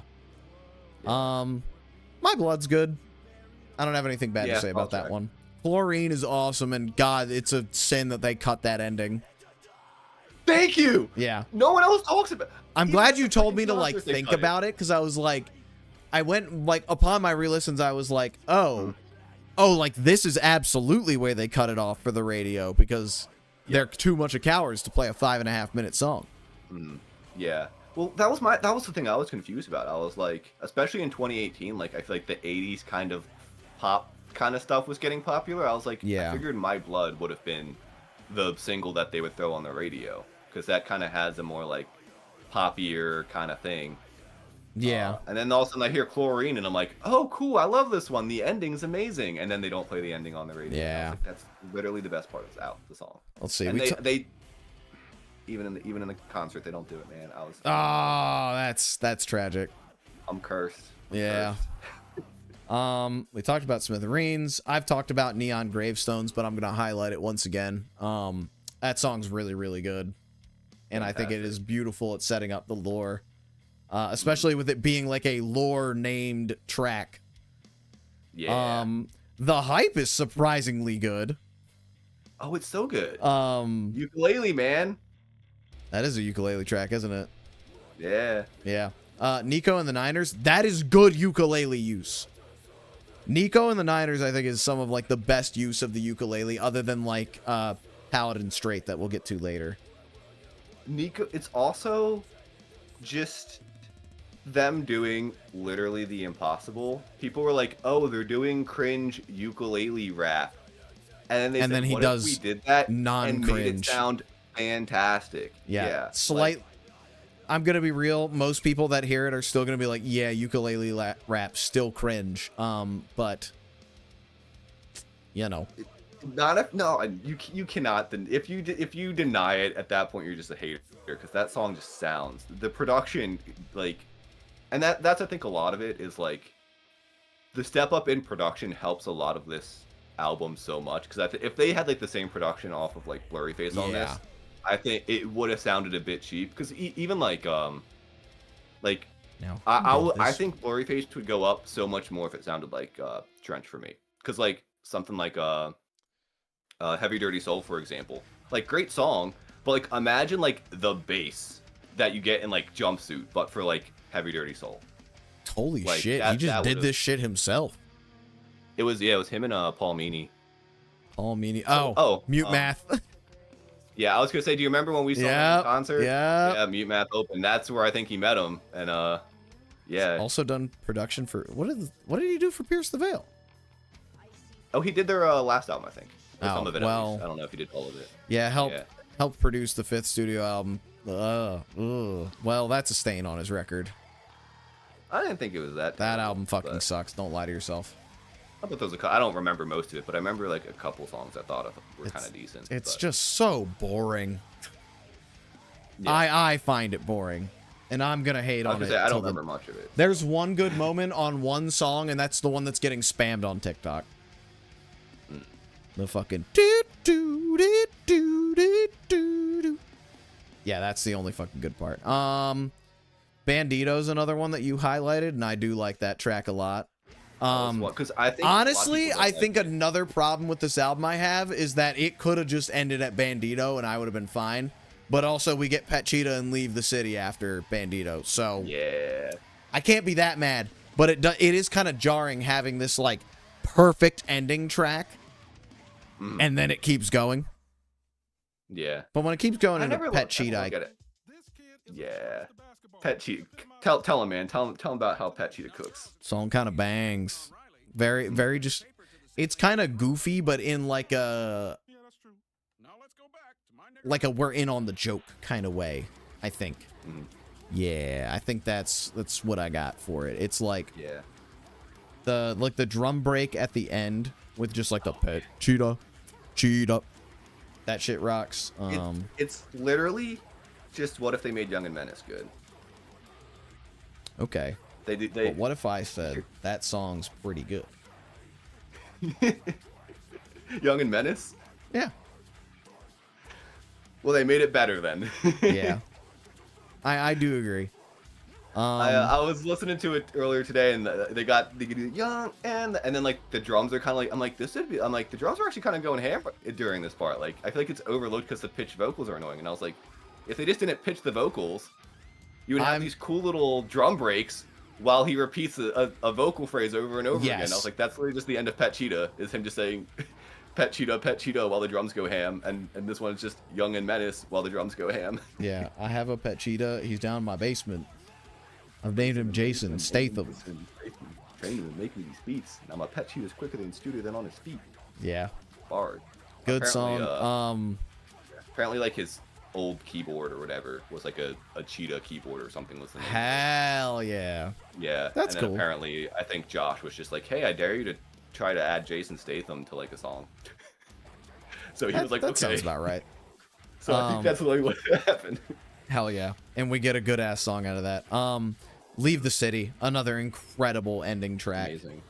That's I can't really remember it right now, but I get a little emotional every time I hear that shit. It's just good. When I saw them in 2018, I just went with my dad, and I was like, I was about to start crying. I was like, I cannot cry at this concert with just my dad sitting next to me, because like it was like a whole stadium full of people singing that "In time I will leave the city, for now I will stay alive" line, and I'm like, holy cow, man. Yeah. I'm like, this is a religious experience right now. I was like, for me it's the I'm about to lose it. For me it's the "They know that it's over." Oh yeah. Yeah, that shit hits. It's a good ending. Yeah, I mean, It's also one of my favorites by them, probably. Again, Trench, incredible album. I'm really splitting hairs between these last three to find things to put them above or below each other. Do you have anything else for this one? I don't think so. I think we talked about most of it. Anything that I wanted to say. Only thing I will say is just a fun fact. During he did a Zane Lowe interview right before this came out, and in it, he was just like talking about like family and stuff. It's like, yeah, I'm just got one more, and it sound the way he was kind of saying it was like, I got one more album and then we're done, or at least like done with the story or something. So I find it very fascinating that like in that moment he said, yeah, one more album after this, and then we got 3 more albums. Yeah, 3 more. Just a fun fact. Really kind of 2, and one of them's a double album, but yeah. I don't know if COVID changed that or if he just changed his mind or what. I don't know. I think that leads perfectly into number 2 here, which I picked Scaled and Icy as number 2. Good pick. It's a great pick. Where'd you have that bad boy? Scaled and Icy for me is going to be number 6. Damn. I figured we were going to... yeah, I figured we were going to split on this one.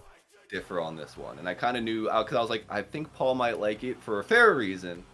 But it's not a reason that I like it, so... That's fair. First. I like it because it's a lot more up my alley. This is a lot more of what I want to listen to. Like, it is the shortest album of theirs, I think, right? Yeah, 37 minutes. Yeah. It is. Yeah.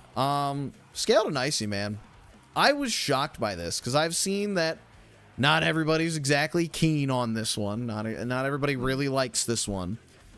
But I just, track after track, I was like, fuck, I think I really like this. I just like, I can't really describe it. I think it is just because it is more straightforward pop music with like a little bit of 21 Pilots flair.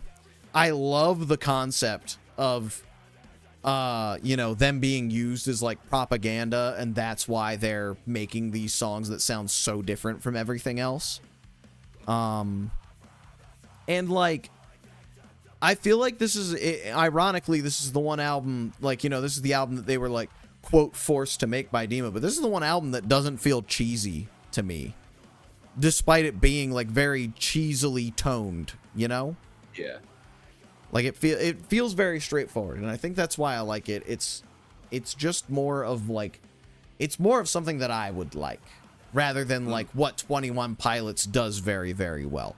And I'm sure I could go and find bands that like do this style better, but like, I just go down the list, man. Like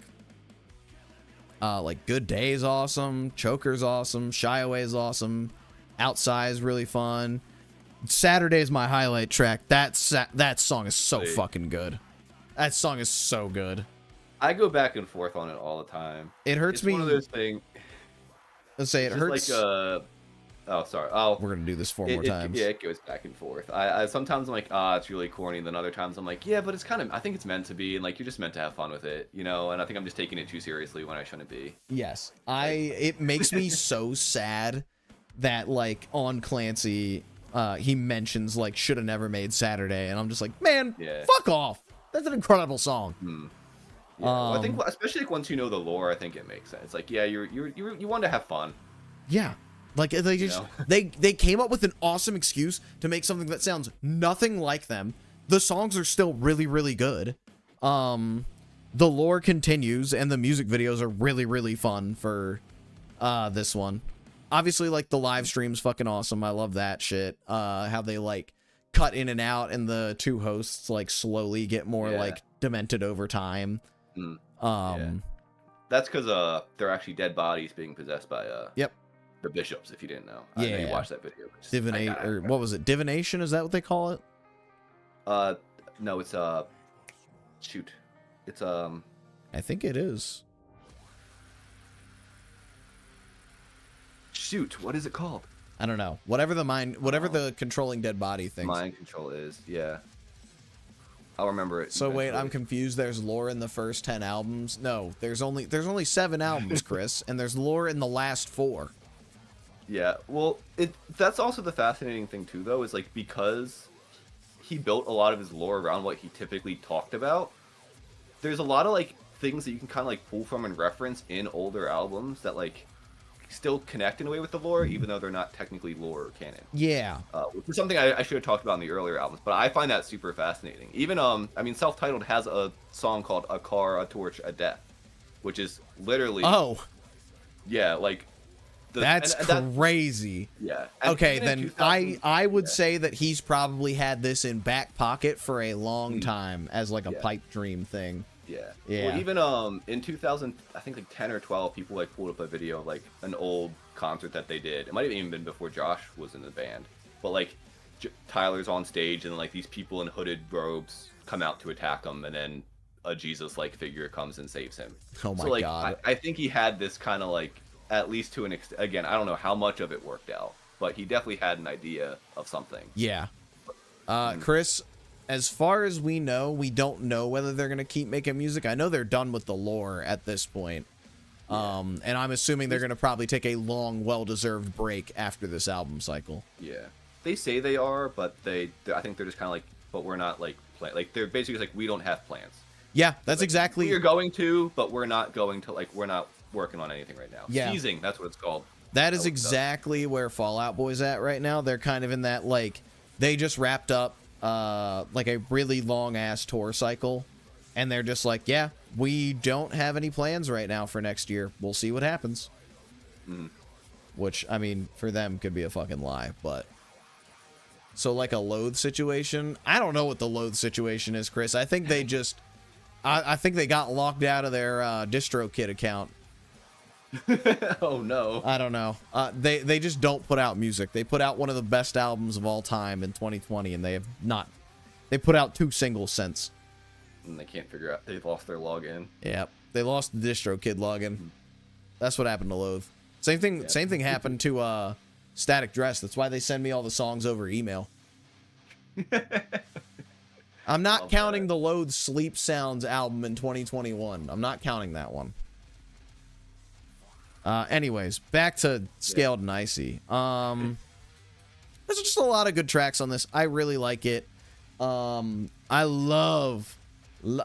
do think Good Day might be like one of the weakest intro tracks. Really? But it's got a lot of competition.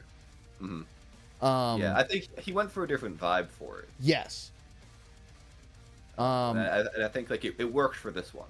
On the contrary, though, I love Redecorate as an outro. Because I heard No Chances, and I was like, oh, this is where it ends. This is like, you know, it would be so cool for it to end on this, like, minor key song after all of these major key, like, happy songs with sad lyrics, and then No Chances ends it with, like this very, like, oppressive, I would say, track. And then you get Redecorate, which kind of reads like a suicide note a little bit. And I'm just sitting there just like, holy fuck. Like that's some of the best lyrics he's done. I have not been hitting the get clip button at all for this, but oh well. We'll be fine. Yeah.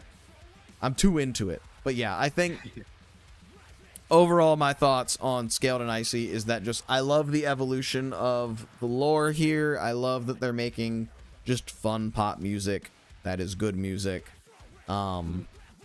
One of my favorite closers, a lot of just banger ass songs. Now you, Kyle. So, I agree with the idea, and I think ultimately, like, where I kind of knew what make you would like. Wow, I am struggling right now, but he's losing it. I'm losing it.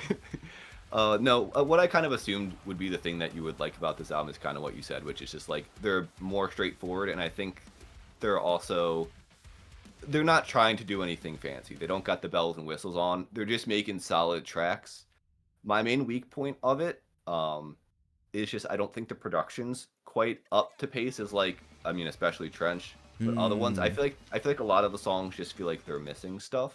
Like I wish they were a bit more fleshed out. And granted, I think with the live stream, I think they did. I think like with the live stream version, if you listen to all the songs that they do there, I think these songs sound great. And I think that's also part of the point of this album as well. I think part of it was like he was just like, I want to bust out these songs. I want to grab a couple of my friends that are currently out because it's COVID, so no one can go tour except for like really popular people. Yeah. And again, kind of, I was gonna say, kind of like bouncing off their thing with like the music videos and stuff. They picked up people that were just out of work. Like Issues was a fucking dead band at that point, and they picked up Sky. I don't really know where the rest of the dudes came from, but yeah. Yeah, I don't know all of them either, but I just thought it was really great that like he basically used this as an opportunity to like help other artists out and kind of like give them an opportunity and a platform during that time. And I think, and again, like that's where I wonder, like, do you think I'm sure he did write this album with that intention of like, yeah, I'm gonna use guitars for the first time so I can get a guitarist in my band, you know? And then he also builds that into the story, like we were talking about with him being with it being a propaganda band. Yeah. Anyways, you want to talk about some platforms, maybe? Platforms? Do you not remember that the big Tyler Joseph controversy? Oh my god, I remember. That immediately came to mind when we were doing that. I was like, should I bring it up? Oh, dude, people, I get why people were mad, but at the same time, I was like, I don't know. For me, I just think it's weird to try to force an artist or someone that you don't know really to begin with to like say something. I bounce back and forth on it because there are a lot of themes of like resistance and rising up. I also don't remember what they were trying to get. I don't remember what they were trying to get him to like talk about or something based on Black Lives Matter stuff. Okay, that's what I thought it was, and like, hey, people use my platform, so I'm busting out my platform shoes joke, ha ha ha. That's what I thought it was, and in that case, like, yeah, jokes in poor taste, shouldn't have done it. Yeah. That's fucking stupid of you. Counter argument, it was kind of funny. It was a little funny. It was a little funny. There was also a moment where I thought like people were trying to get him to like endorse Joe Biden, and I was like, honestly, if that was the reason, that's really goddamn funny. Because fuck that. I think, and I guess we'll go on a little tangent here, but I think a lot of like political stuff, like you're not winning no matter what. Like, and I think for me the perfect example is last year. People got mad when Charlie XCX said Kamala Harris is brat because no, even though we don't like Trump, we don't want to say that Kamala's good either. But then at the same time, when Chappell Roan's like, yeah, the Republican Party does a lot of bad crap, but so does the Democratic Party, people get mad at her. They're like, but like we need to back the it's like there's no way, like, you know. And granted, that's different, but that's the whole reason why I just don't care for like. I don't expect them to speak out and say something like that. Yeah, it's I don't know why anybody would go and look to like I get it, but I kind of don't when people want to go to like music artists and like fucking celebrities for political takes. It's like, guys, that is not their job, and they are not the informed people that you should be going to for these things. I do understand being like, you should use your platform, like you have a platform. It'd be great if you used it to like boost the voices of the people who don't get heard. But at the same time, like, you know, what do they really want the white boy to speak out about all this? Like, yeah, well, that's always my thing too. Do we really want to hear what the white boy has to say? No. Yeah. Even amplify with, like, the voices. It bothers of me a lot with who LGBTQ stuff as well. I feel like we have so many straight white guys out there that are like, I am the band you listen to if you're like in the LGBTQ, and it's like, they should go to somebody who's LGBTQ to feel safe. Not that you can't be supportive of them, but by no means do you represent who they are. You are a straight white man. You can support them, but you do not represent them in any way. Yeah. Like that you will never understand their struggle and what they're going through. So I understand what you're trying to do, but you're kind of making it about you a little bit. Yeah. I think it also just, it's a person to person thing. Like due to the degree that I have, I am unfortunately just a very political person. So it's going to permeate in the things I do. And I'm going to talk about shitty organizations such as like the church and shit like that. But yeah, you know. But yeah, it was fucking bonehead ass move. Yeah. Well, then he later followed up with an apology where he talked about how when his band his ad came back up, but when like he first blew up, I guess, with Blurry Face, he made like a like, what's it called, a charity foundation or something to like help a lot of like underprivileged kids in like the cities or something like that. because he was like, yeah, I did a lot of that work growing up, and I never wanted to kind of talk about it, but like, I don't think I'm a racist person. And I was like, okay. Yeah. I also like, I don't know, and maybe it's because you're smart enough to know that like you can't apologize in a super loud and public way because then people get mad at you anyway. Yeah. Like I kind of at the same time like appreciate that like he did it during like a Christmas Fortnite live stream or something like that. I think. Like, I like that he was just like, I'm not gonna like, make a whole thing about it. He's like, I'm just gonna keep it small, and people who like actually care and like want to see me like grow and like, you know, be better, you know, I can apologize to them versus trying to apologize to the whole world. And I think that's something that I kind of like appreciate a lot about them. Is I think they kind of are like, we care more about like our small community of like people who really care, and that's I should talk about during Trench. But that's also something that like I really appreciate with Trench. Like you said with Blurryface, they could have made Blurryface too, but I feel like they purposely pulled back and like made this lore that only these really hardcore fans could really find and follow. Yeah. Because they easily could have went to like Rock Sound or Alt Press and been like, hey, we're doing this, get this blown up, and then everyone will be all on board. But like they're like, we're making something that this small niche, you know, will really kind of get and understand, and we're kind of pushing away the mainstream a little bit. Yeah. But anyway, we're going way off. Yeah. Off Any tangent more thoughts on Scaled and Icy? Also, before, not sure if anything we said was a hot take, but just want to say Black Lives Matter. Yeah. Oh, they absolutely do. Yeah. Before, yeah. Yeah. If you gotta wonder where I stand politically, I'll tell you. I'll give you a hint. It's not with either of the fuck ass political parties we have, and it's definitely not with libertarians. Amen. I am effectively a communist, or the closest thing that you can be to one as an American. Take it as you will. I'm probably just gonna cut all this out. Yeah, we should definitely cut. We should definitely cut that for the podcast episode. But anyway, last thing else. I would just throw in like a little cut thing and just be like, we did talk about it. I'm not posting that shit.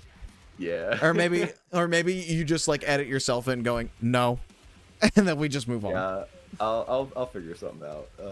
Yeah. Well, last thing I'll say about Scaled and Icy is just I think Bounce Man is one of their worst songs. I hate Bounce Man. I don't remember what that one sounds like, and I'll accept that. It's actually a ukulele one as well. So ooh, that's probably why I blocked it out. Yeah.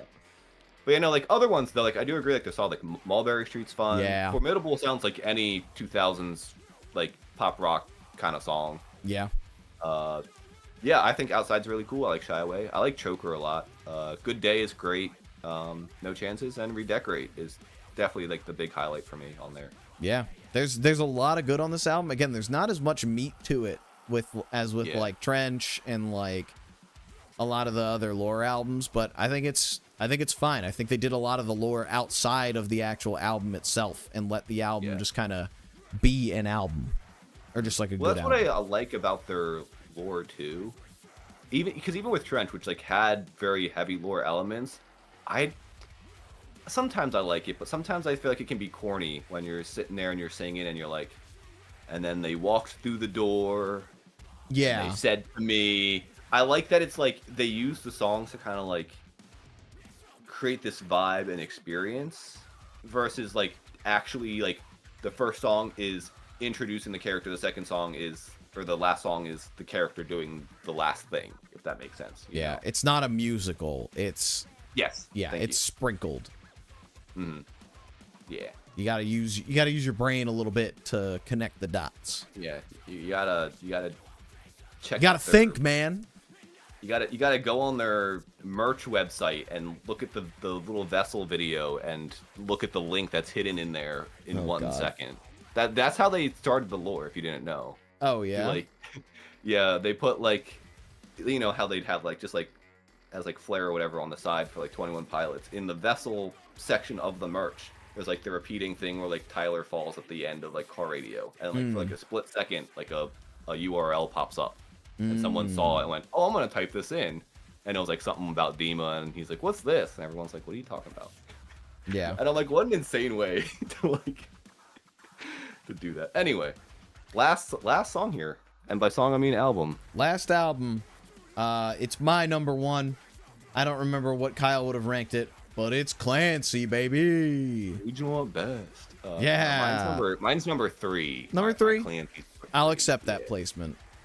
Yeah. Because we'll go over it again at the end. But yeah, I love Clancy, man. It's as much as like I loved Scaled and Icy, and I like that as like more of my taste in music. I think that Clancy is just like, I think it is just the perfection of what 21 Pilots is, man. I think it's, you got these weird beat switches. They're trying a whole bunch of very, very different stuff, and most of it is landing, I would say. Yeah, I agree. There's a lot of like very interesting lore stuff. I think the music videos are like a pretty big step up from what they've done. There are 2 down there. Oh, we didn't do regional at best. That shit sucks. Yeah, it's not like, even a real album. A demo of Vessel. Yeah. Yeah, it's not even on streaming services, so we didn't count it. Yeah. Which, unfortunately for you, Kyle, Evening Out with Your Girlfriend is on streaming services. So when we do Fall Out Boy next month, you do have to listen to that. I'll listen to it. I have some strong opinions I think you're going to be surprised about when it comes to Fall Out Boy. Oh, boy. But I had a little bit of a mental breakdown earlier because of one of the albums. I won't tell you which one. Oh, no. I'm very excited for this. I'm excited too. But yeah. Clancy, it's my favorite of these. I do think it probably has my favorite intro or like beginning and ending tracks. I do think like Overcompensate is my easy favorite first track on any of these albums. I think just the way it starts and it flows so perfectly into the beat. Like I remember when I was listening to your bracket, you were like, well, Jumpsuit's just a better Heavy Dirty Soul. And I would have kind of agreed, but I think Overcompensate is a way better Heavy Dirty Soul. Like, and it feels a lot more like that song. Overcompensate existed. Yeah, it was before Clancy. That was why I was very interested to hear this, because like we've got 2 new albums since you made that list. Yeah, and one of them ended up being my favorite. I just think there's so much. I think what I like about Clancy and why it pushes itself over all of the rest is the pure variety you have on this. Like you've got like Overcompensate, which feels like that's a 21 Pilot song. Next Semester is like this weird, I guess, like kind of 80s like post-punk thing going on. You know the crazy thing about that song too is what you might think are guitars is actually just a distorted ukulele. He's got the bass and then distorted ukulele in there. No. Yeah. You can tell, once you know, if you go and you really listen, you can tell by just the way the strings sound. No. It sounds great. You can't even tell. It does sound great. But now you ruined it. Now you ruined it for me. Yeah. You can never escape it. Yeah. Again, the fucking run. The run in this fucking album is so good. I think the only one I can think of that like I don't remember really is Oldie Station. I love Oldie Station. I'm sure it's good. I love every track on this album. Like you go Overcompensate to Next Semester into Backslide. Nice little chill track. That's the one where he talks about wishing he didn't make Saturday. Yeah. Into Midwest Indigo. Holy shit. Routines in the Night was my other highlight track. What a fucking track. That is the way, like, that is literally just Neon Gravestones with swag. It's so fucking good. I don't know how that one, for me, that one was like the clear, like, radio single. I was like, oh yeah, this sounds like perfect radio stuff. What, Routines like in the Night? Yeah, I personally thought that was like, I could hear that on the radio. But I know. I would have heard like Midwest Indigo or Navigating on the radio. But clearly it wasn't either of those, and it was Overcompensate. If it was a rock station, yeah, but if you're talking about like 104.3, 106.5. Yeah, I guess that's fair. It's a bit poppier. Midwest Indigo could be, yeah. I do not hear Routines in the Night getting played on the radio. I think that song is like too dark in tone. It gives a vibe that does not scream radio to me. Yeah. At the same time, I never understood how Stressed Out was a radio single either. That's fair. I think that one just got really like people just really passed that one around before it got on the radio. Yeah, I think that must have been because I was like, how is this a radio song? Like the whole point is that it sounds dull because it's like lacking life because that's the whole point of the song.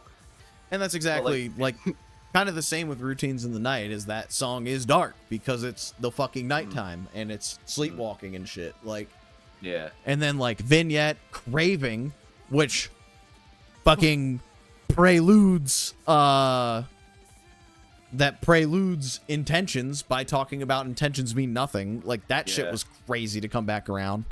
It's just a fantastic like that's probably like the most like raw song he's made, the Craving. And there's that one part towards like I guess it'd be the bridge where like his voice slightly cracks and every time I'm like, man, this song's another ukulele song, funny enough. But a great one. But a great one. Lavish is pretty fun. Navigating is awesome. What a good ass song. Snapback it's not my favorite, but I like it and I understand why it had to be there. And probably what became another one of my favorites towards the end is At the Risk of Feeling Dumb. What an incredible song that is. My only issue with At the Risk of Feeling Dumb is I hate that little instrumental that starts it off. I think like especially like the sentiment, and that's something that I grew on me a lot with most of these tracks when I first heard this album. It took a while, like a couple listens before I was like, oh, he's kind of saying something with some of these. I don't want to lose like, my At the Risk of Feeling Dumb with the whole like, you know, check in on your friends. Yeah. You know, I'm like, man, like, because at first I just kind of heard that do do do do do do do, and I was like, oh, that kind of sounds like Weird Circus music. I don't know, but like, if you give it the time, like the song gets really interesting and really. There's a video for At the Risk of Feeling Dumb. Yeah, so one of the things they did for Clancy was he said, I don't like those little motion things that like people do for songs, so he made a music video for every single song. Hell yeah. Yeah. Okay, I see what you're saying with like the kind of circusy beat. Yeah. I think I can look past it because it is following the I don't want anyone, only you're not. Yeah. I don't know how else you kind of do that, but you forgot Riot Games and Spirit Box made a song. Yeah, that did happen. But no, I think like At the Risk of Feeling Dumb, just the way it transitions into almost an entirely like full-blown like rock song at the end of it is incredible. And then Paladin Straight I think is an awesome closer. It just I think the biggest thing I love about Paladin Straight is it's another example of them just being so unafraid to put exactly what they want on the album. Like, I thought you were gonna say it's another example of a ukulele song. it is the best example of a ukulele song, I would say, because I straight up thought it was an acoustic guitar when I first heard it. And then I watched the video and I was like, I'm like, it is a uke, isn't it? Damn it. Yeah, at some point he switched to a tenor, which is why you probably enjoy it more in some of the later albums. It's also like the House of Gold higher pitched ukulele. Yeah, it's also the way he's playing it. Like he's not just fucking spamming that shit. Like there is thought behind it. He's kind of plucking around and like almost like kind of playing a riff on Paladin Straight. I just love the lyrical content of Paladin Straight, and I love the fucking minute of just birds and bug sounds before he comes back with like full-blown lore additions and stuff. Yeah. I think the only bad thing I would personally say about this album is I hate that it doesn't technically end. And that's another point against Breach that I don't like, is I don't like that Clancy doesn't end, and I don't like that Breach takes an entire album to give me the answer or like the conclusion. Well, I think that's why also at first I kind of had like a bad taste in my mouth after Clancy. It's because it was kind of marketed as like, here it is, the last chapter. And then it ends with overcompensate. You're like, we're diving straight into the lore. And then you get next semester and you're like, okay, this isn't lore, but it's a good song. And you get Backslide, you're like, I don't think this is lore either. And then you get through like the whole rest of the album, you're like, I don't think any of this is lore. And you get to the end of Paladin Straight and you're like, what happened? Yeah. I will give you that one. a lot of the meat of this album does not have anything to do with the lore. Yeah. Not directly, anyways. The songs are still great, though, I think. And I think that's kind of where I kind of had to reprogram how I was looking at the album. Yeah. Versus, like, when I first went in, I'm like, this is going to be super lore heavy. It's going to be, like, Trench, maybe. But, yeah, there's plenty of great ones. I do think Snapback doesn't need to be there, in my opinion. I think it's just Backslide, but he's not making another point to it. Yes, like, I will agree. I think it's a decent song. It's not my favorite, but I also think it's just, I don't know what else he's kind of saying in it that Backslide didn't say already. I look at it more as of a reprise of Backslide, but kind of differently. And I think when I look at it that way, I like it a lot. That's an interesting way. Also, I have, like, and I don't know how many other people say this, but I also kind of wonder how much of, like, some of these music videos are meant to reference, like, some of the lore. Because, like, I look at, like, the opening, like, how they kind of use Bandito at the beginning of Overcompensate with, like, the whole I created this world to feel some control, destroy it if I want. And, like, most of the music for videos, outside of, Navigating, Overcompensate, and Paladin Strait, are not lore music videos. But, like, the Snapback music video is him in his garage. He's getting his head shaved. And then when the song ends, the garage opens up and there's a car with headlights pointing at him. And I'm like, that's kind of like Levitate, basically. Like, he got kidnapped in the car in Heavy Dirty Soul. Levitate, he gets his head shaved. So I'm like, is this kind of like outside of lore context in a way? Showing him maybe, like, escaping, shaving his head again to, like, start anew. And then the car represents Dima finding him again in a way. So I wonder if there's intentional stuff like that in some of the music videos. I really don't know. It could just be that one. It could just be a coincidence. Yeah, I kind of, like I said earlier, I don't think this band does anything unintentionally. I think they're very intentional with the things that they do. Well, and that's what I find so fascinating is I can't help but, like, because even, like, next semester, talking about the yellow dashes in the street, when, like, Trench's 21 Pilots logo has 2 yellow lines for each singular line, almost like road lines. Yeah. And, like, you wonder, like, is this maybe supposed to, not really, but sort of kind of in a way, maybe talk about, like, what happened to Clancy before he got kidnapped by, Dima for the first time? I will say it's kind of thing. Crazy that the other album, like, logos or symbols appear in, like, the jumpsuit video. Like, when I saw the fucking Psy logo from Scaled and Icy, I was like, what the fuck do you mean that's there? Yeah. Like, that shit fucking threw me through a loop. I was like, oh, they've known all along. That's crazy. Wait, where did it appear in the... I think it appears, like, immediately in the video. I'll have to go back and double check it again. I don't remember. I'm checking now. You're checking, all right. But, yeah, I mean, I'll keep talking while you pull it up. But, even other ones that grown on me was, like, Vignette. Because I always thought the like, no, not me, it's for a friend line that he would say towards the end. I was like, that's kind of corny. And then, and I don't know why it took me so long to put together, but all the verses, he's talking in third person. So, like, that's him literally admitting, like, this song is actually about me. This song is not about a friend. I'm being tongue-in-cheek, and that's why it sounds so happy, because he's kind of, like, in a way, admitting his, I guess, his problems in the first solution, or what's it called? What's the phrase? Like, the first step to something. The first step is admitting you have a problem. Oh shoot! Yeah, there it is. It's like, and I think those are all on the Trench album cover too. Yeah, well, because that was there to represent East is up, so it's kind of like an E pointing up in a way. Yeah, if that makes sense. But it's also. But then it also becomes the side. I didn't realize it was one of the logos. That's crazy. Yeah. And, like, this looks pretty similar to how they put Clancy on the Clancy album. Yeah. And then Breach is kind of just a skull. It's also crazy that they had that Psy symbol, and then they named the next one Scaled and Icy, which is initials is Psy.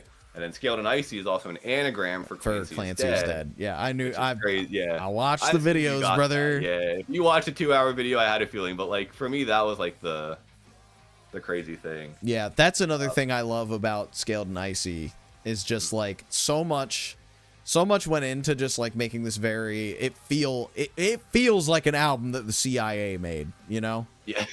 Yeah.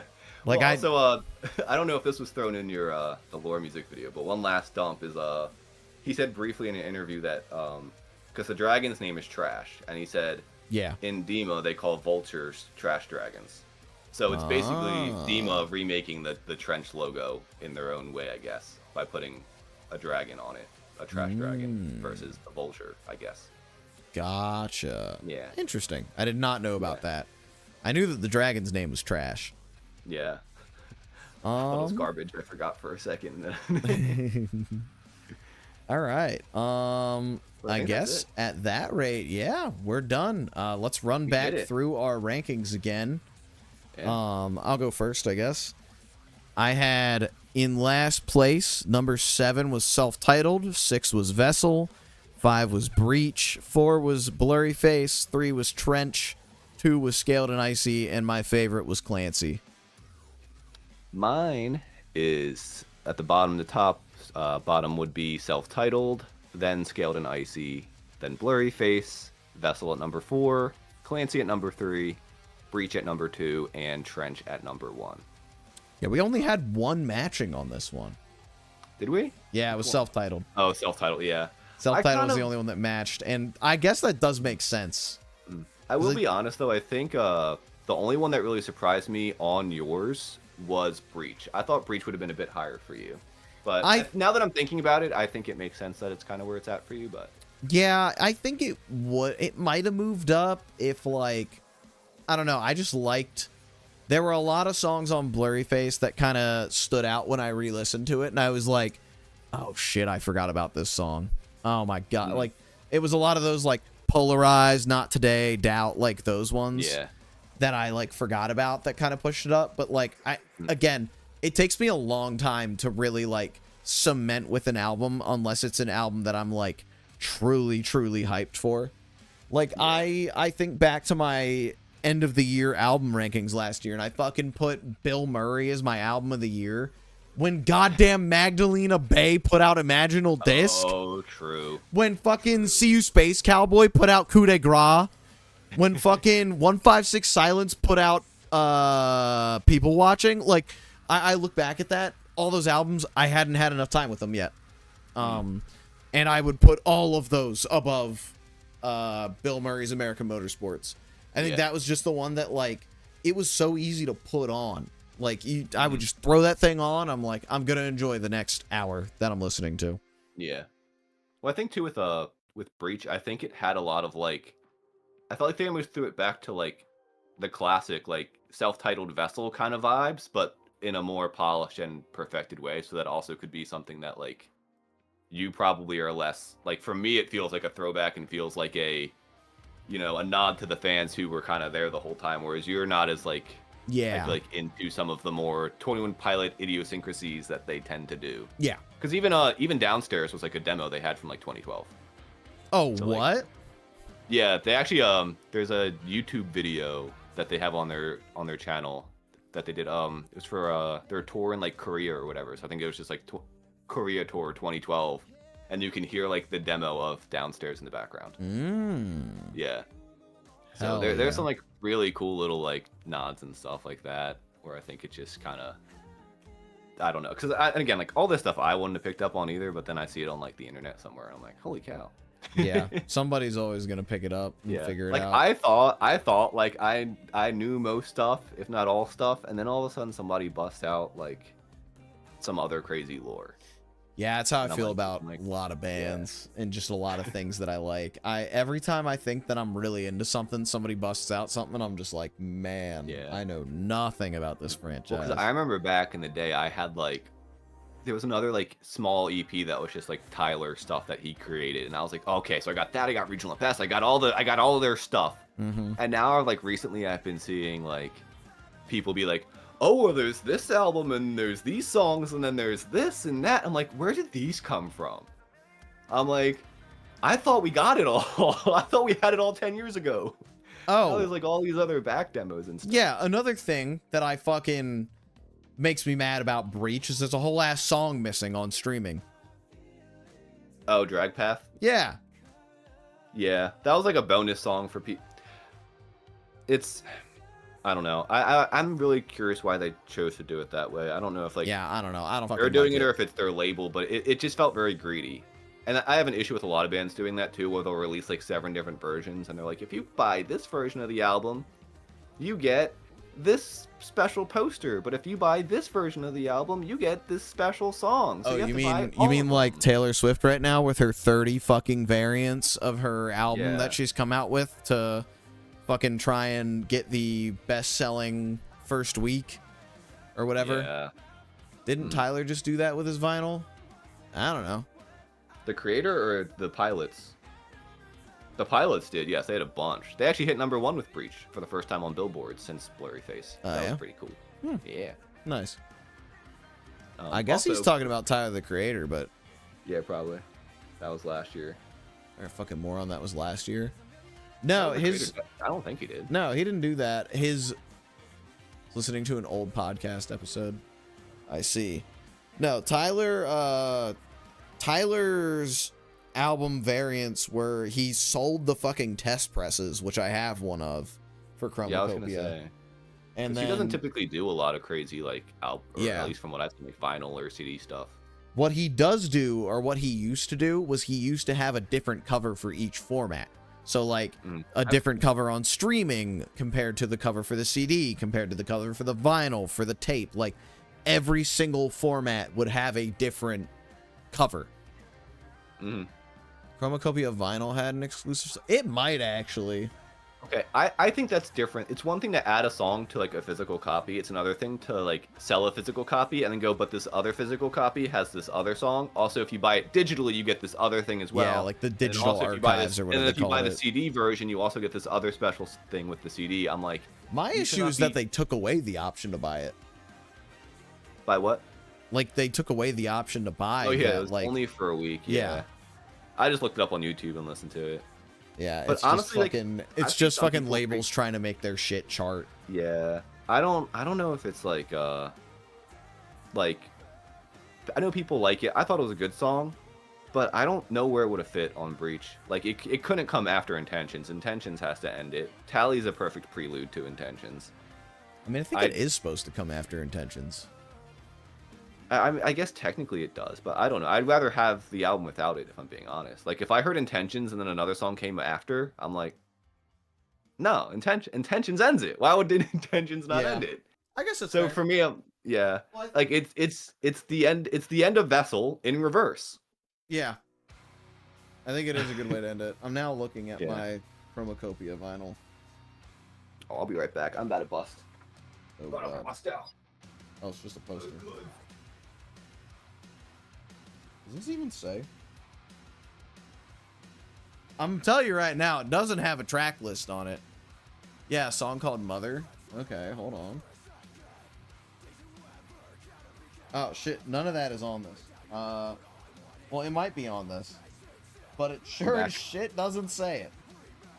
Wait, what? Sorry, what was that? I bounced out so I could grab my special collection. I was talking about Chris found the vinyl exclusive song for Tyler. It's called Mother.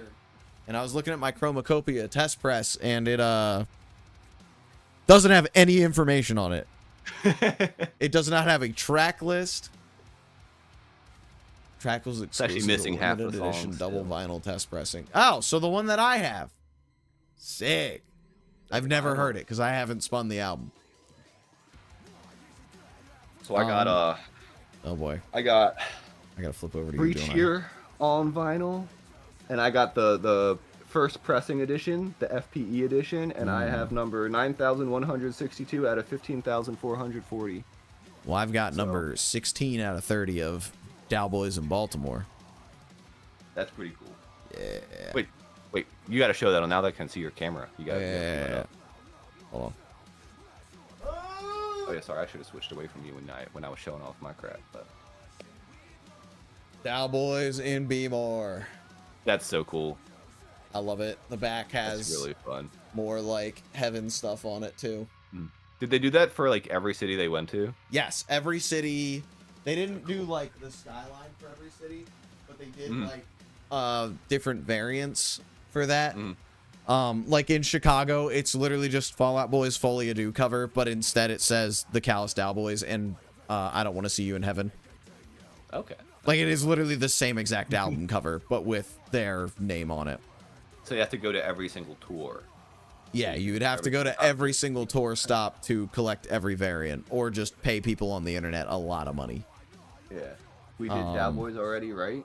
You mean for like a album ranking? Because if you're talking about that, then No, we did not, and they don't have enough albums for me to want to do that yet. we're camping out at 4 is what's the mark we said. Yeah, Four I mean, albums. I guess technically, if we want to go 4 releases. Got my my other little 21 Pilots.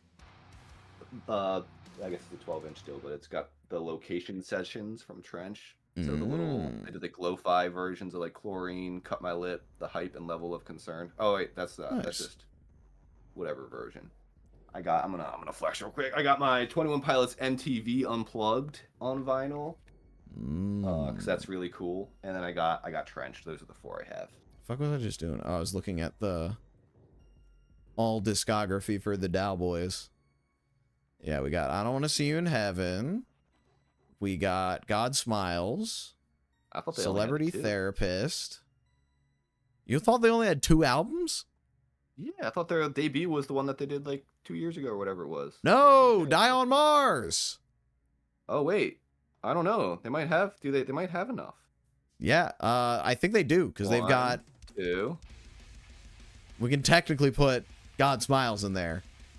It is like 20 minutes long. Despite being 3 God songs. Smiles on here. God Smiles Upon the Callous Cowboys. It's an EP. No, oh, okay, it's an EP. I see My Dixie Wrecked. Yep. I see Animal Tetris, and then Yep. Die on Mars, Celebrity Therapist, and I Don't Want to See You in Heaven. Yep. They do technically have enough. I admittedly have not listened to Animal Tetris or Dixie Wrecked. Yeah, I did not even know they existed. I thought Celebrity Therapist was their first one. Nope. Do you mean you've never listened to You Know I Had to Do It to Him by the Callous Cowboys? Or She Thinks My Tractor Beam is Sexy? Oh no. How to Attack the Oldest Roller Coaster in America? Mr. Chuckles wants to know Wait what a minute. our album of the year is so far. So far?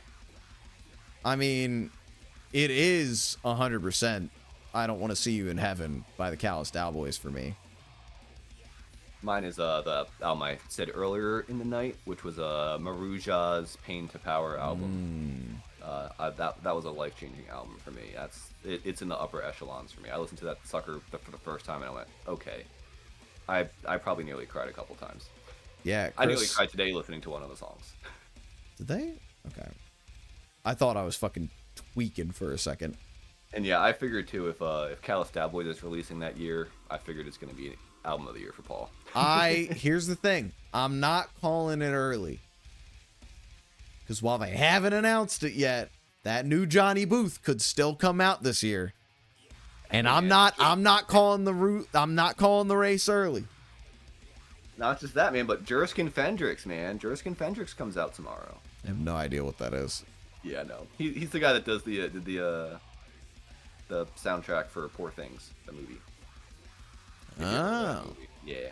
I have heard of that movie. Yeah, it's one with Emma Stone in it. But yeah, Loathe album. Yeah, let's do the... Yeah, that's not coming out, Chris. Static Dress could release an album this year. They've got, like, technically 4 tracks they're kicking around. Not all on streaming, but that's the thing. Is like there could be another Static Dress album this year. There could be a new Johnny Booth this year. There are other artists that I think are of that caliber that I love enough that they might unseat Cowboys. I don't think it'll happen because of how good I Don't Want to See You in Heaven is, but it's possible. It's totally possible. the host by Acres. I'm gonna pull that one up. Yeah. But I was just gonna end the stream by just well, first, because I figured I think it'd be nice to kind of keep the bands that we're picking 2 months in advance. So you said that we're doing Fall Out Boy for November. Yeah. So I figured I'd do my pick for December, so you can have some time to kind some of extended listen to that. time. Yeah, and this one is I picked a short one for you. And granted, it just barely hits the mark. So there's 4 albums, and it's actually, you know what? We're about a Black Country New Road. Boom, right on my shirt right here. So was that's hiding it the whole time. yeah. Foreshadowing. I definitely did not do that on purpose, but I should have. Oh, I really thought it was on purpose. No, it just kind of worked out that way. Okay. Because my 21 Pilots shirt was dirty. But yeah, this is also like one of my favorite bands of all time. They kind of started off in like a post-punk, post-rock kind of vibe, and then releasing their first album in 2021. Then they did an album the very next year, 2022, and this is where they kind of got derailed. They made like an indie rock kind of album, and I don't want to spoil too much about anything or preferences or whatever, but 5 days or a couple days before the album was released, the lead singer makes an announcement saying he's leaving the band. He was like, I'm too depressed, I'm too sad, I can't keep doing this. So from that point forward, the band had to like regroup completely and figure out what they're going to do. They chose not to play any of the songs that they just released with their new album. And they quickly got together like a handful of songs, started touring with those songs, and then at the end, I think end of 2022 or somewhere in 2023, they did a live album of all the songs that they were playing live. And then from there, this past year, actually, so 2025, is when they released their 4th album. So their 3rd album is technically a live album, but it's all songs that are not on any other album. It's basically their regroup kind of thing. So, the live at Bush Hall? Yeah. Okay. So that's why if it was songs from other albums, I would have been like, I can't count it. But it's basically its own album in that kind of way. So they have a very unique kind of experience. And after the first singer left, they were like, we don't want to do lead singer anymore. So they basically just divided up by like whoever wanted to. So like a couple of the guys, or one of the guys sang in the live album, the album that they released this past year, was all just the female artists in the band that were singing. The 3 of them kind of switched places in each song. So gotcha. Yeah. All right. So easy one. But future reference, I don't know if you have my stream up, but after this, what I'm gonna do is I have this wheel here. Oh, you've got a wheel for your artists?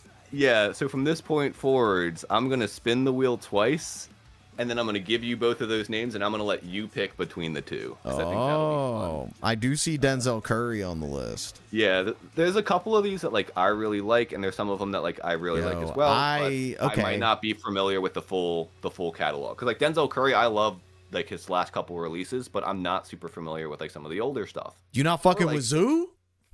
I have not heard Zoo, no man. What? I'm kind of on board late, and I don't always take the time that I should to go back and listen to some older stuff. So I think that's for me is what a lot of this is for as well. It's like, oh, I liked this guy's last album or last couple albums, but like I never went and listened to like his one from 2015 because I just like never made the time for it. Kyle, send me the site that you made the wheel with, because I would like to also make a wheel so I don't forget about some of these. Because like at present, I have like August Burns Red in mind.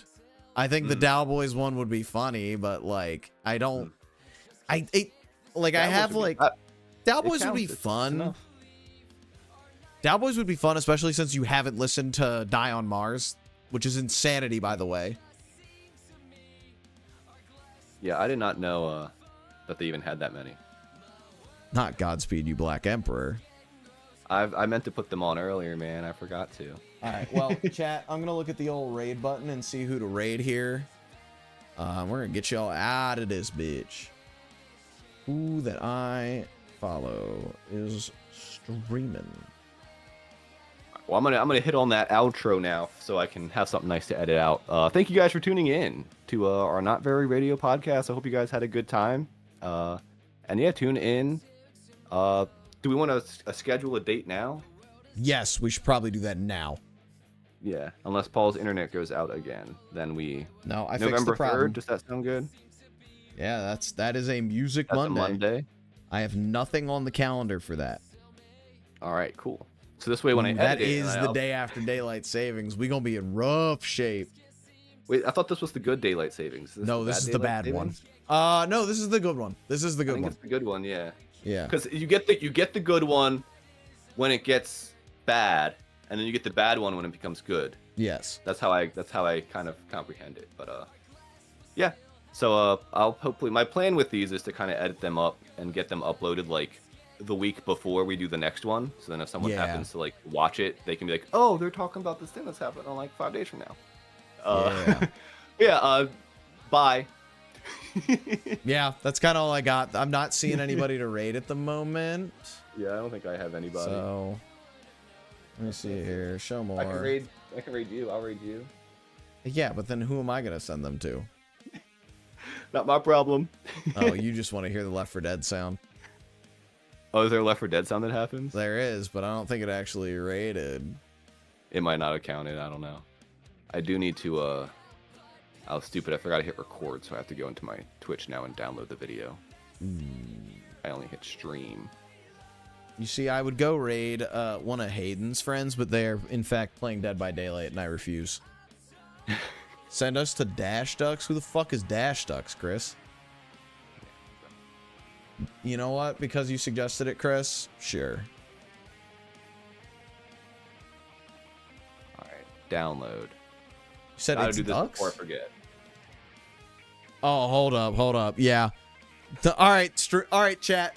We're sending y'all to watch some fucking ducks on a fucking trail cam. That's what we're rating for right now. Yeah, it's literally just ducks on like cameras. Yeah. That's the point we're at.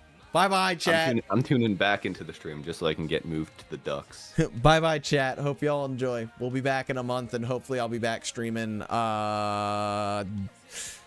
Saturday night, Sunday night. I don't fucking know. This entire week and weekend has been fucked up. So yeah, I'll be back when I'm back. Pokemon's coming out soon. Once Pokemon comes out, I might be streaming too. I'm not fucking. I don't know if I'm buying Pokemon. I got too many games in the that's fair. in the row. But I anyways, was really iffy. Bye. Good night. Oh, your raid just came through as I left. Did it? I must have been really behind.